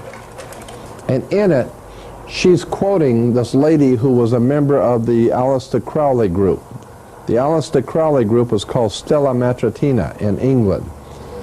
And this one lady who was a member of Stella Matritina came out of it, and Nesta Webster was interviewing her. And she said, the lady said, the same initiate has communicated to me, this is Nesta Webster talking, the same lady or the same initiate has communicated to me the following conclusions concerning the group in question with the permission to quote them verbatim. The lady who was a part of the Stella Matritina in England said, "I have been convinced that we as an order have come under the power of some very evil occult order, profoundly versed in science, both occult and otherwise, though not infallible, their methods being black magic, that is to say electromagnetic power, hypnotism, and powerful suggestion." And here is the point. We are convinced that the order, that's the Stella Matritina order in England, we are convinced that the order is being controlled by some sun order, after the nature of the Illuminati, if not by that order itself. Some kind of sun order?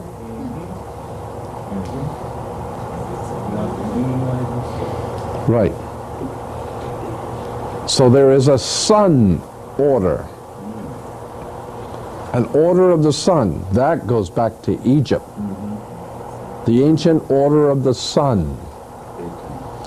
Exactly. In ancient Egypt.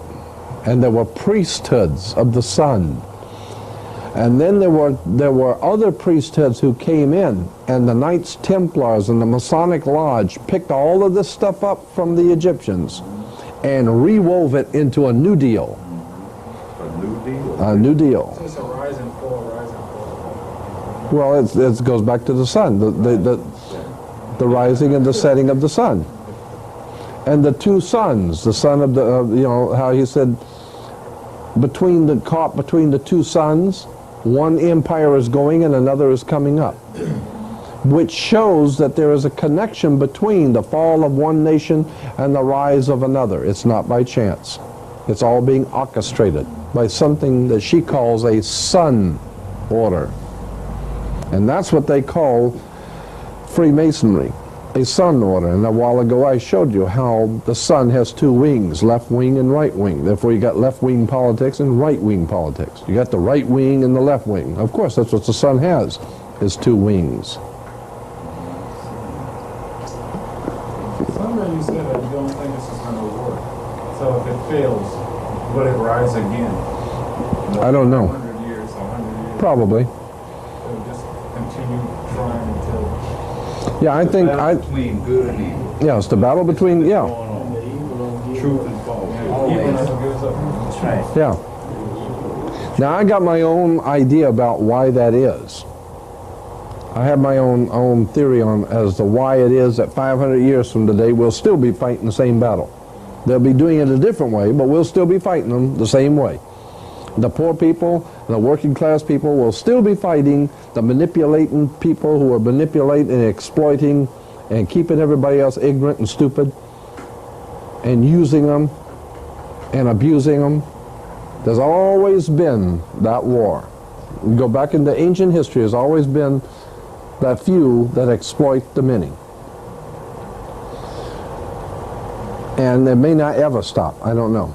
And it's always been through ignorance. Yeah, it's always been used to ignorance. Parasite is always weaker than the host. That's it.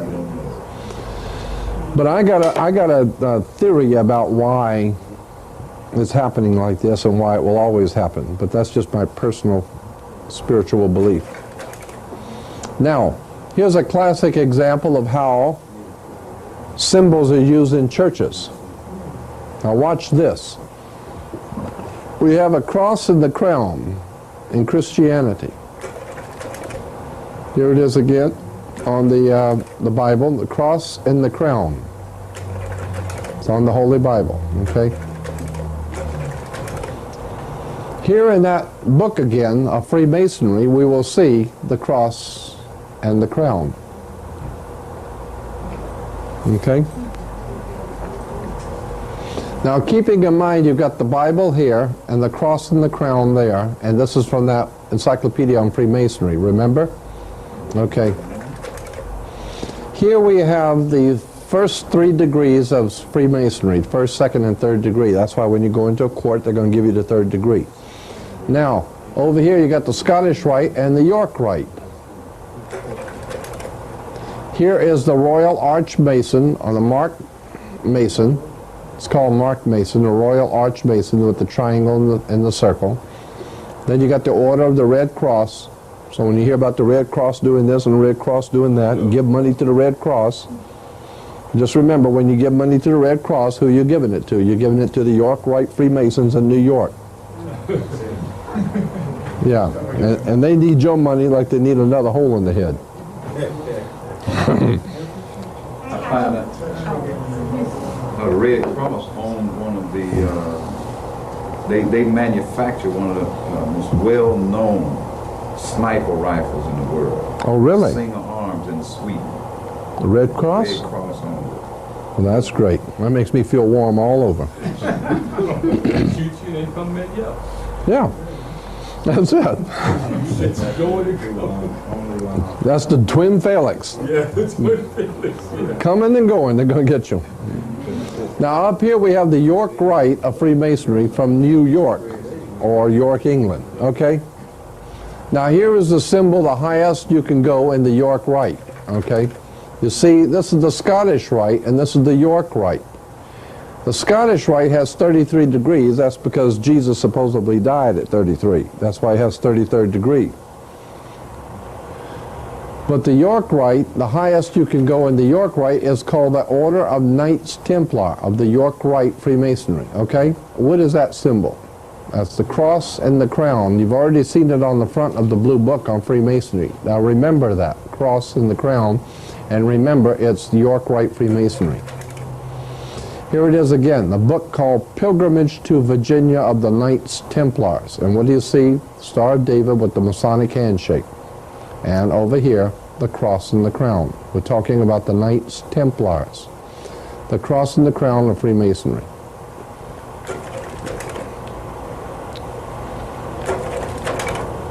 Here on Jehovah's Witnesses, the Watchtower, you'll see up here in the corner, there's a sun rising. Yeah, that's it. There it is. And here's the sun rising over the mountain with the cross and the crown. Here's the Cross and the Crown Lutheran Church. Here is the Cross and the Crown and magazines. Here's the minister with this cross and the crown on the red cloth, the cross and the crown. Nice old American. Yeah, there he is. This nice all-American boy serving the Rothschild of the red shield on the cross and the crown, and everybody going to church thinking they're worshiping the Lord. And they are, Lord Rothschild. The landlord.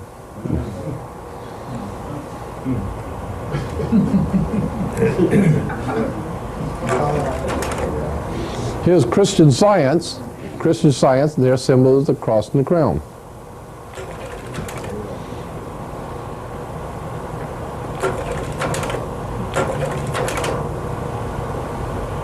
It's everywhere. Here it is. Using as a wedding band, simply as a testimony of your commitment to Christ. And there you see the cross and the crown.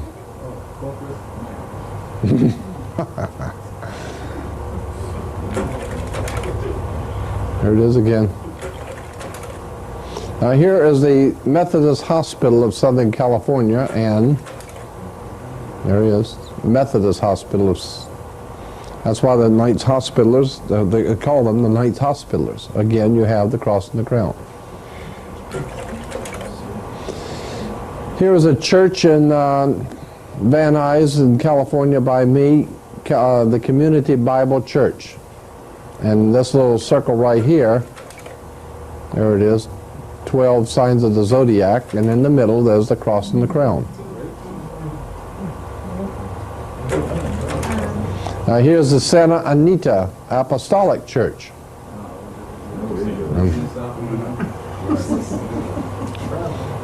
Santa Anita Apostolic Church, and there it is, cross and the crown. Here it is again. Here it is again up here at the top, see it? So people going into church, they think all that is so holy, but they better look up here. You better see who it's, better see what they're doing here.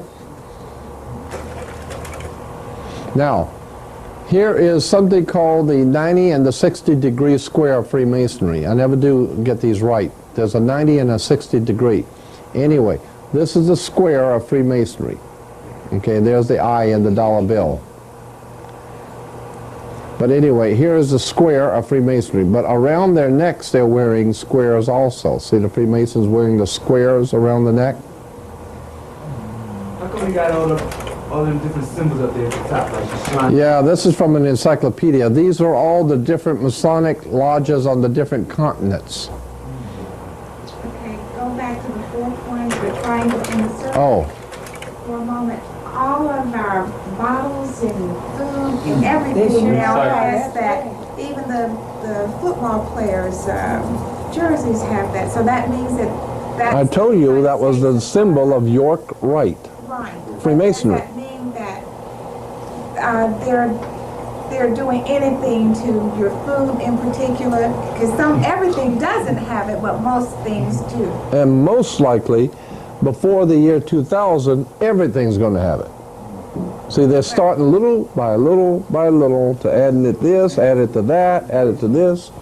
Bologna slice. Yeah, and then next week they add it to this, and next week they add it to that.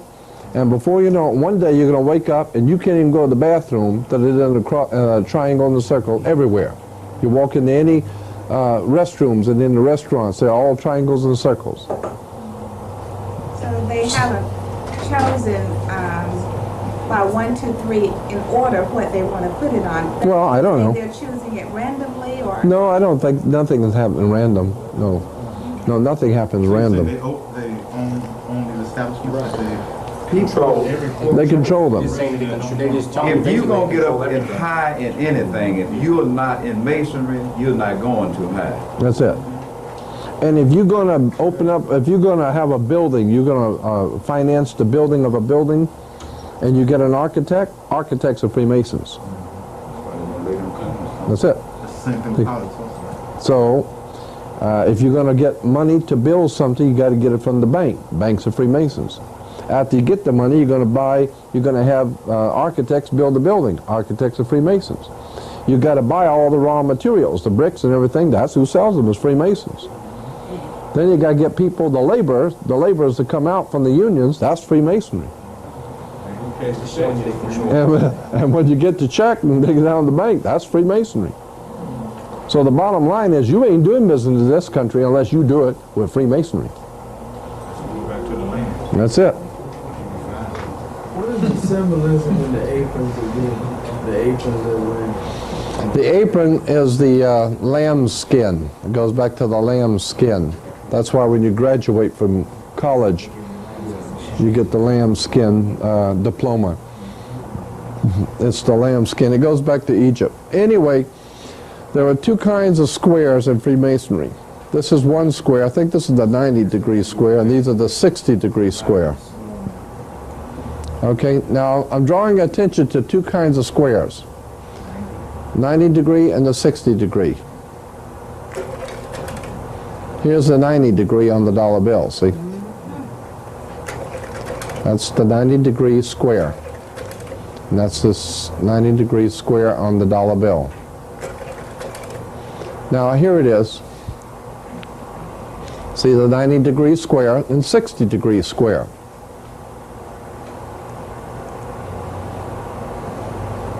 And that's connected to, of course, the Star of David. But check this out. You got 90-degree and the 60-degree square. What's the significance of that? Well, you'll see in just a minute. The difference between, now here is a 60-degree square, right? And see the Freemasons wearing the 60-degree square around their neck? That's why in the Olympics, when you win a gold medal, you put the 60-degree square. Then, over here, 60-degree square in Freemasonry. And here is the 90-degree and the 60-degree and the 90-degree and the church choirs. Marching down now. That's right. Everybody called up here. That means all the Masonics don't have this stronghold for the Olympics here, right? That's right.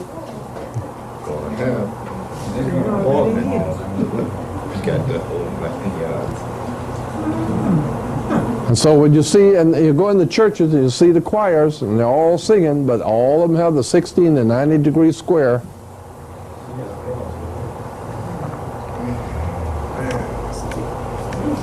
And they're singing praises to the Lord.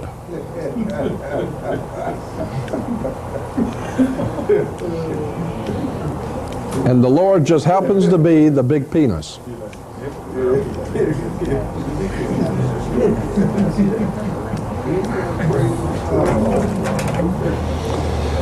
Now here we got the square within the Masonic circle, the square within the circle. Sometimes the circle's within the square, but usually it's the square within the circle. And here the three-ring circle and the square represents the universe. The square has 4 gates and is divided into 4 triangles, which indicates the cosmic direction, the elements and the visible and invisible qualities of deity commanding the center. The square with 4 triangles within the circle. That's exactly what you get when you look down on the Washington Monument, is the triangle within the Masonic circle. See?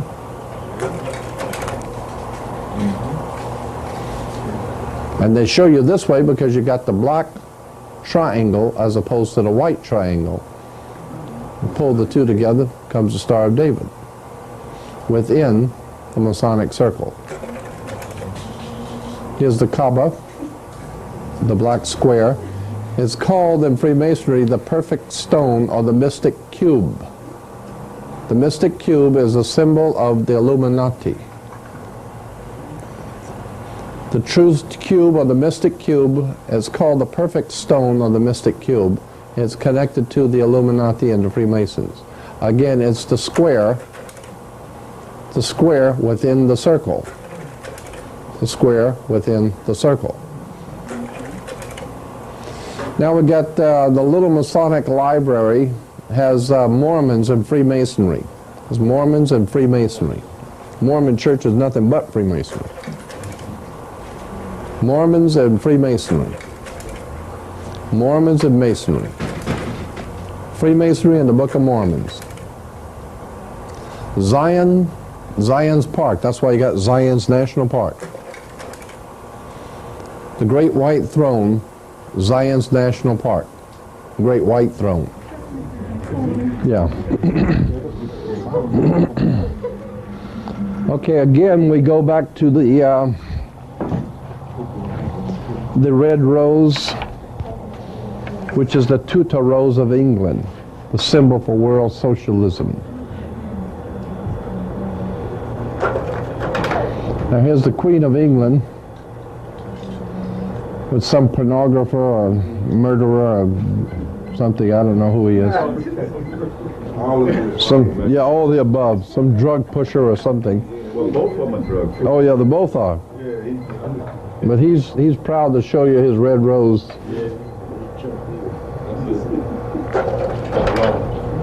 Here's Castro with his rose. It looks a little wilted. Yeah, raised it a little bit. But so is his country. He's falling from grace. Huh? He's falling from grace. Oh, I guess maybe. Yeah, I think so.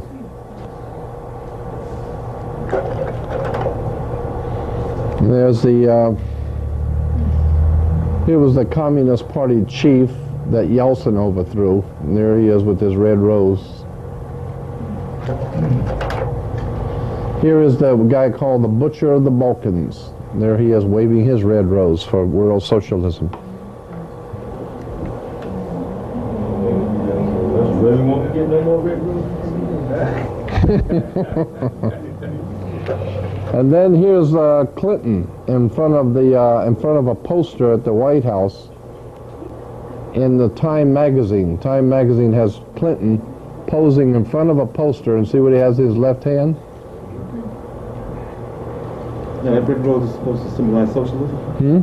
It's supposed to symbolize socialism? Yeah, yeah, that's what the red rose symbolizes.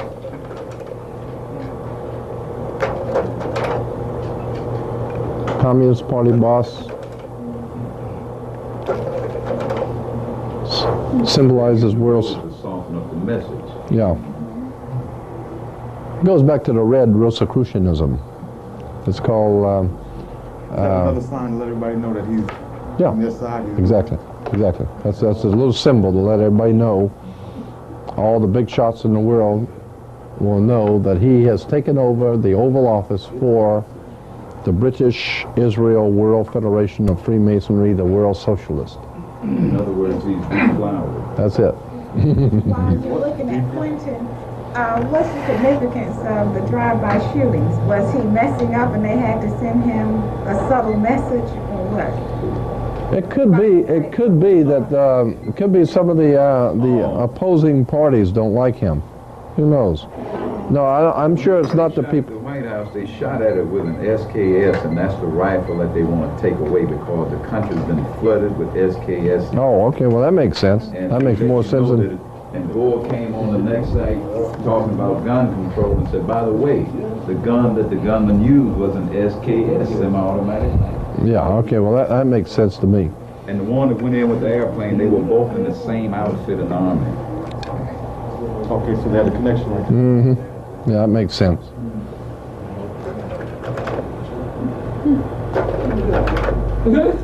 Run that back. Was that Joe Camel? Was that Joe Camel? Joe Camel. Mr. Cool.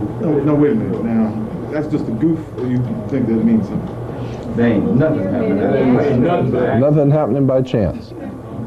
When you understand that the tobacco companies in this country are owned by the British, the English owners. They have always been the back east.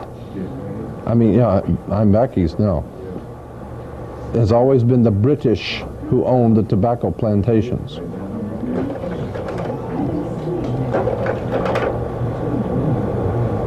That's why we have the pyramids now on the Mississippi, because the Mississippi is the new Nile for America's the new Egypt, and Mississippi is the new Nile. That's why you got all those different cities on the Nile that are now on the Mississippi, like Memphis and Tupelo. That's why they're building it up? Yeah, because America is the new Egypt. The secret societies of Freemasonry call America the new Egypt, with the pyramid on the back of the dollar bill and the Washington Monument.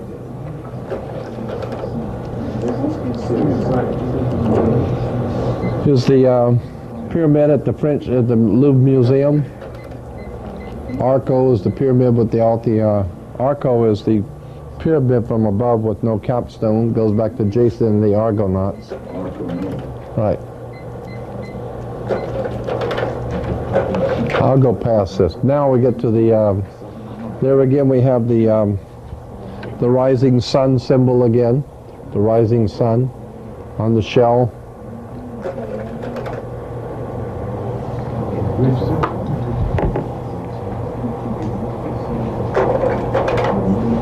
The double square of Freemasonry. Here we got an intertwining, the interweaving of order and disorder. 90-degree and the 45-degree angles, which ultimately create a harmonious design. So you got the double square of Freemasonry. Here it is again.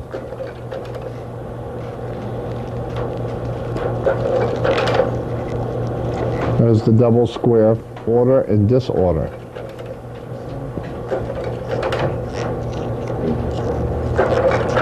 Chevron, bring that back. Chevron. Yeah. You'll see that in a minute. Here it is again, the double square in Parliament in England. Remember, the double square symbolizes bringing order and disorder. There she is, the Queen.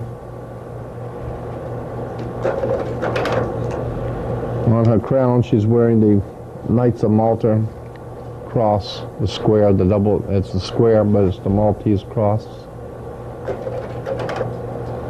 Here's the double cross of Eastern Orthodox religion, the double cross. Yeah.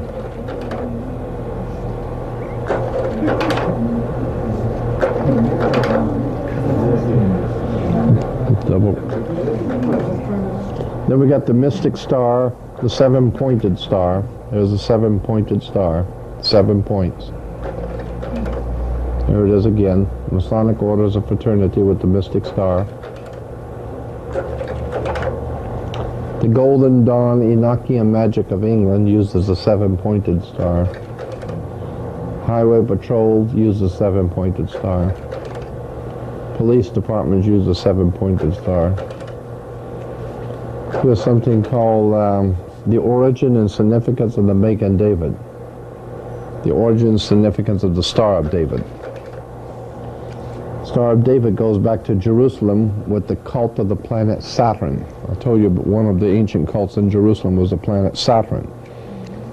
They worshipped the planet Saturn, and consequently all the women were supposed to listen to their god Saturn. So they wear the Saturnalian ring, the ear ring. And men were supposed to get married before their god, so they would wear their wedding ring.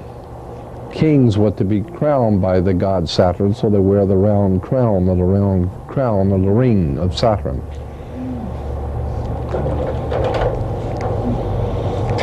Here's the symbol of the sun in the ancient Hindu. The ancient Hindu symbol of the sun. And that's the Star of David in the circle. So the Jews can't tell me that that's the Star of David. No, that's a Hindu. It's around thousands of years before David. Yeah, before David was. Now here's the Los Angeles, the Century City, the ABC Towers over here. You see the two towers are triangles pointed in. We should have one of the Atlantis skyline. Yeah, boy.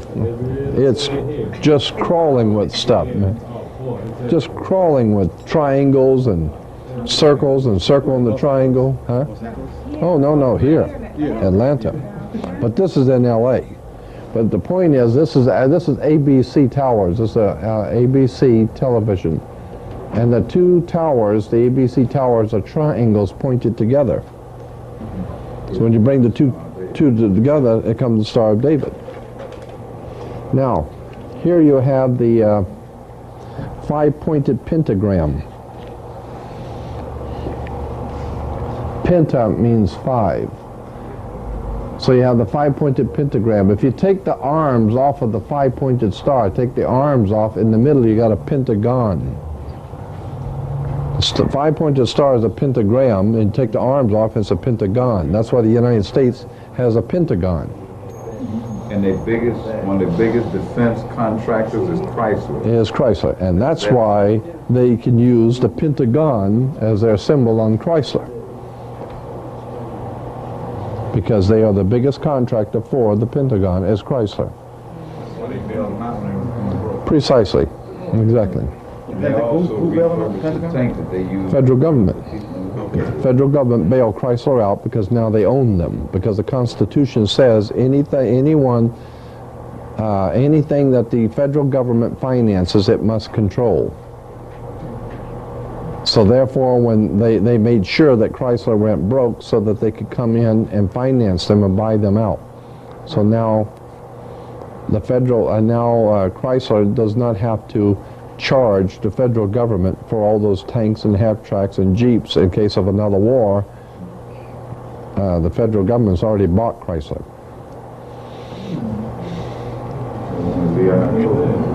That's right. So they let Lee Iacocca build it back up and give him his money for going along to get along. Now, generally, the inverted pentagram is regarded as representing evil. The inverted with the point pointing down. Generally, the one that has the point pointing down is the inverted pentagram is regarded as representing evil. Okay? That's Anton LaVey, the head of the Satanist church. Here it is again, the devil with the inverted pentagram pointing down. Is that a skull? Oh, it's a bee, a beetle, or bee or something, yeah. Fly, yeah. That's right, it goes back to Beelzebub, Lord of the Flies. Okay, what is that, 15, the devil? Huh? 15? That's the number of the card. It's just but the point I'm making here is that the inverted pentagram is regarded as representing evil, pointing down. Now here in New York, at the first synagogue of the Congregation of B'nai B'rith in New York, you will see Where is this? Yeah, no, but Yeah, the B'nai Brit congregation in New York.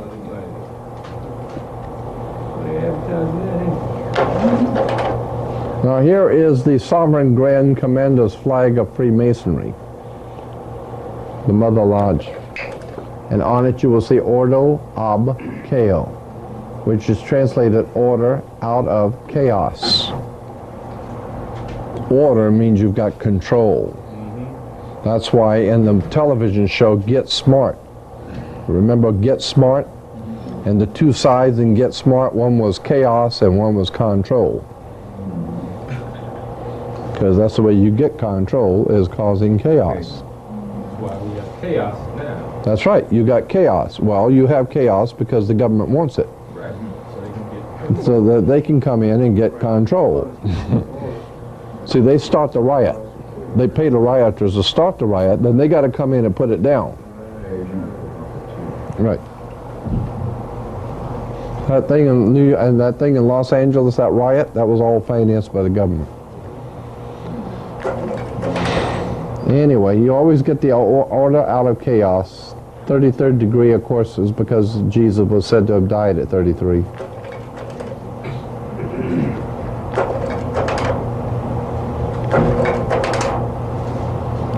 There's no wrong with that.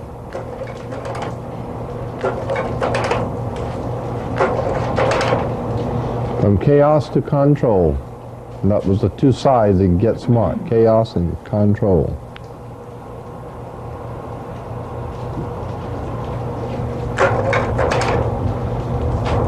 Here's a magazine, a book on Freemasonry in Europe, the European Masonic orders. And here they are, the different orders of Freemasonry in Europe. And up here you will see the two symbolic headdresses. Same headdress that the high priest of Israel is wearing is the same headdress here. And here's the Pope, who was one of the orders of Freemasonry, all these different orders, and here's the Pope. Yeah, here he is. With the dagger and the all-seeing eye. Here's something called the Chapter Jewels, taken out of a reference book on Freemasonry, and the high priest jewel of Freemasonry, the high priest jewel, is the papacy, the Pope's headdress. He's the high priest of Freemasonry. Here's the Jewish high priest, or the Hebrew high priest, and you will see him holding the fleur-de-lis in his hand, the fleur-de-lis, and wearing the Pope's headdress. Why would the Hebrew high priest be wearing the Pope's headdress? Well, the same reason why the Pope wears the yarmulke.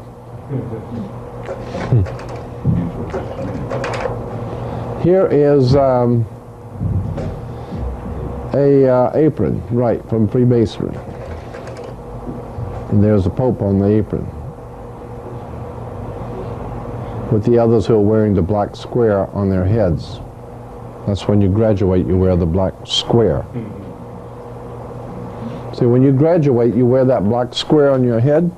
That's because the brick masons, the plasterers and the brick masons use something called a, what do you call it? The trial and square.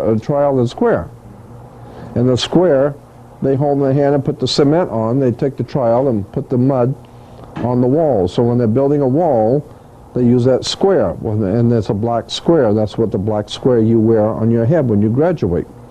Because the colleges and universities are run, financed, organized, and directed by Freemasons. That's right, the martyr board. You wear it on your head. All the universities around here. Well, and then when you find out who owns Coca-Cola. That's it. And there's the Pope up there with him. And then you got the Royal Arch. Now here it is. This is the Royal Arch chapter of Freemasonry. Note the headdress of the principals, the Royal Arch chapter. Okay, there he is. That's why you have 6 stones on one side and 6 stones on the other, and this stone here is the keystone. It's right in the middle, and it's called, in any arch you always have the same amount of stones on one side as the same amount on the other, and then you have one in the middle that holds it together, and that one in the middle is called the keystone, and it is the keystone for the arch. That's why Pennsylvania is called the Keystone State, because it's the 13th colony. There were 6, and 6 is 12, and the one in the middle makes 13, and it was the Keystone State. So it was the keystone for the Royal Arch Chapter Masons who founded the whole thing. So when you get back to the Eye of God overseeing the Star of David, you're talking about the Royal Arch Chapter. The Royal Arch. And here is the man who gave Freemasonry the Royal Arch degree. His name was St. Louis. St. Louis was the Freemason who gave to Freemasonry something called the Royal Arch degree in Jerusalem. And that's why we have the Royal Arch in St. Louis, for the Royal Arch degree of Freemasonry.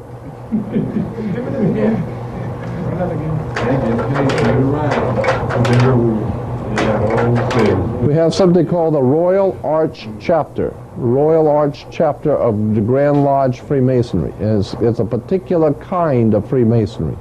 And that particular kind of Freemasonry is called the Royal Arch Chapter.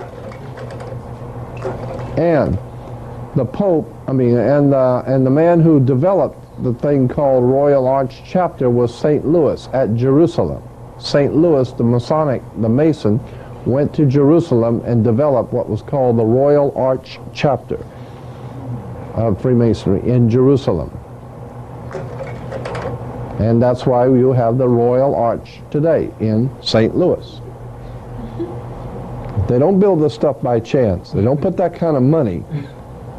They don't build stuff like this and put that kind of money and that kind of architect just to make it because it's pretty. That's similar to the Golden Arch. That's it. McDonald. That's right.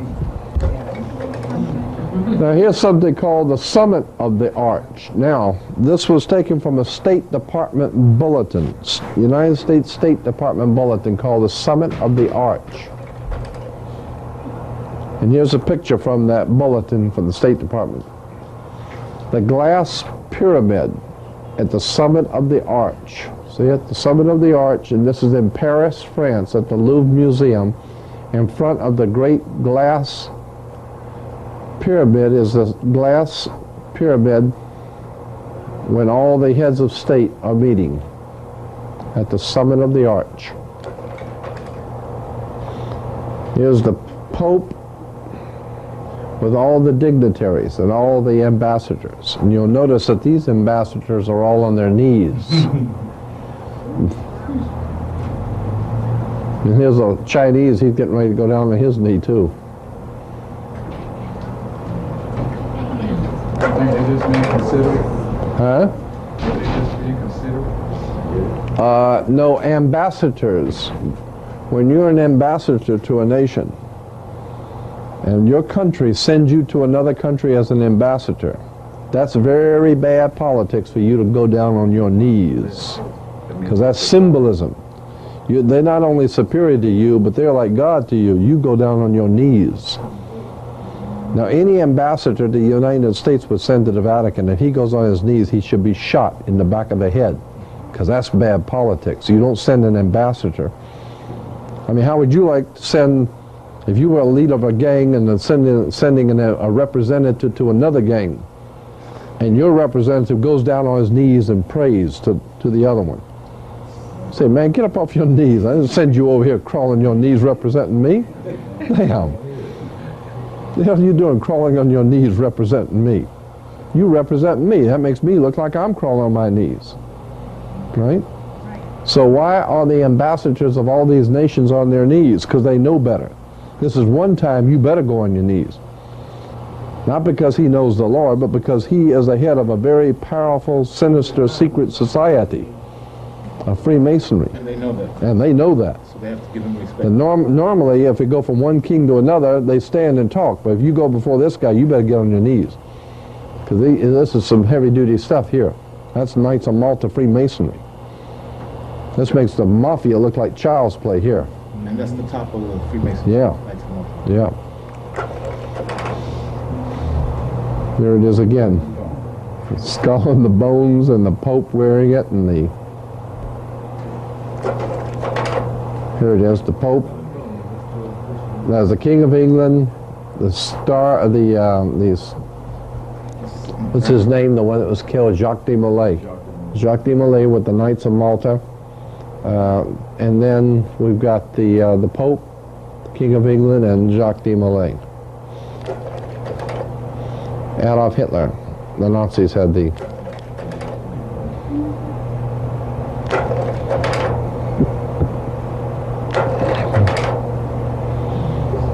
See it?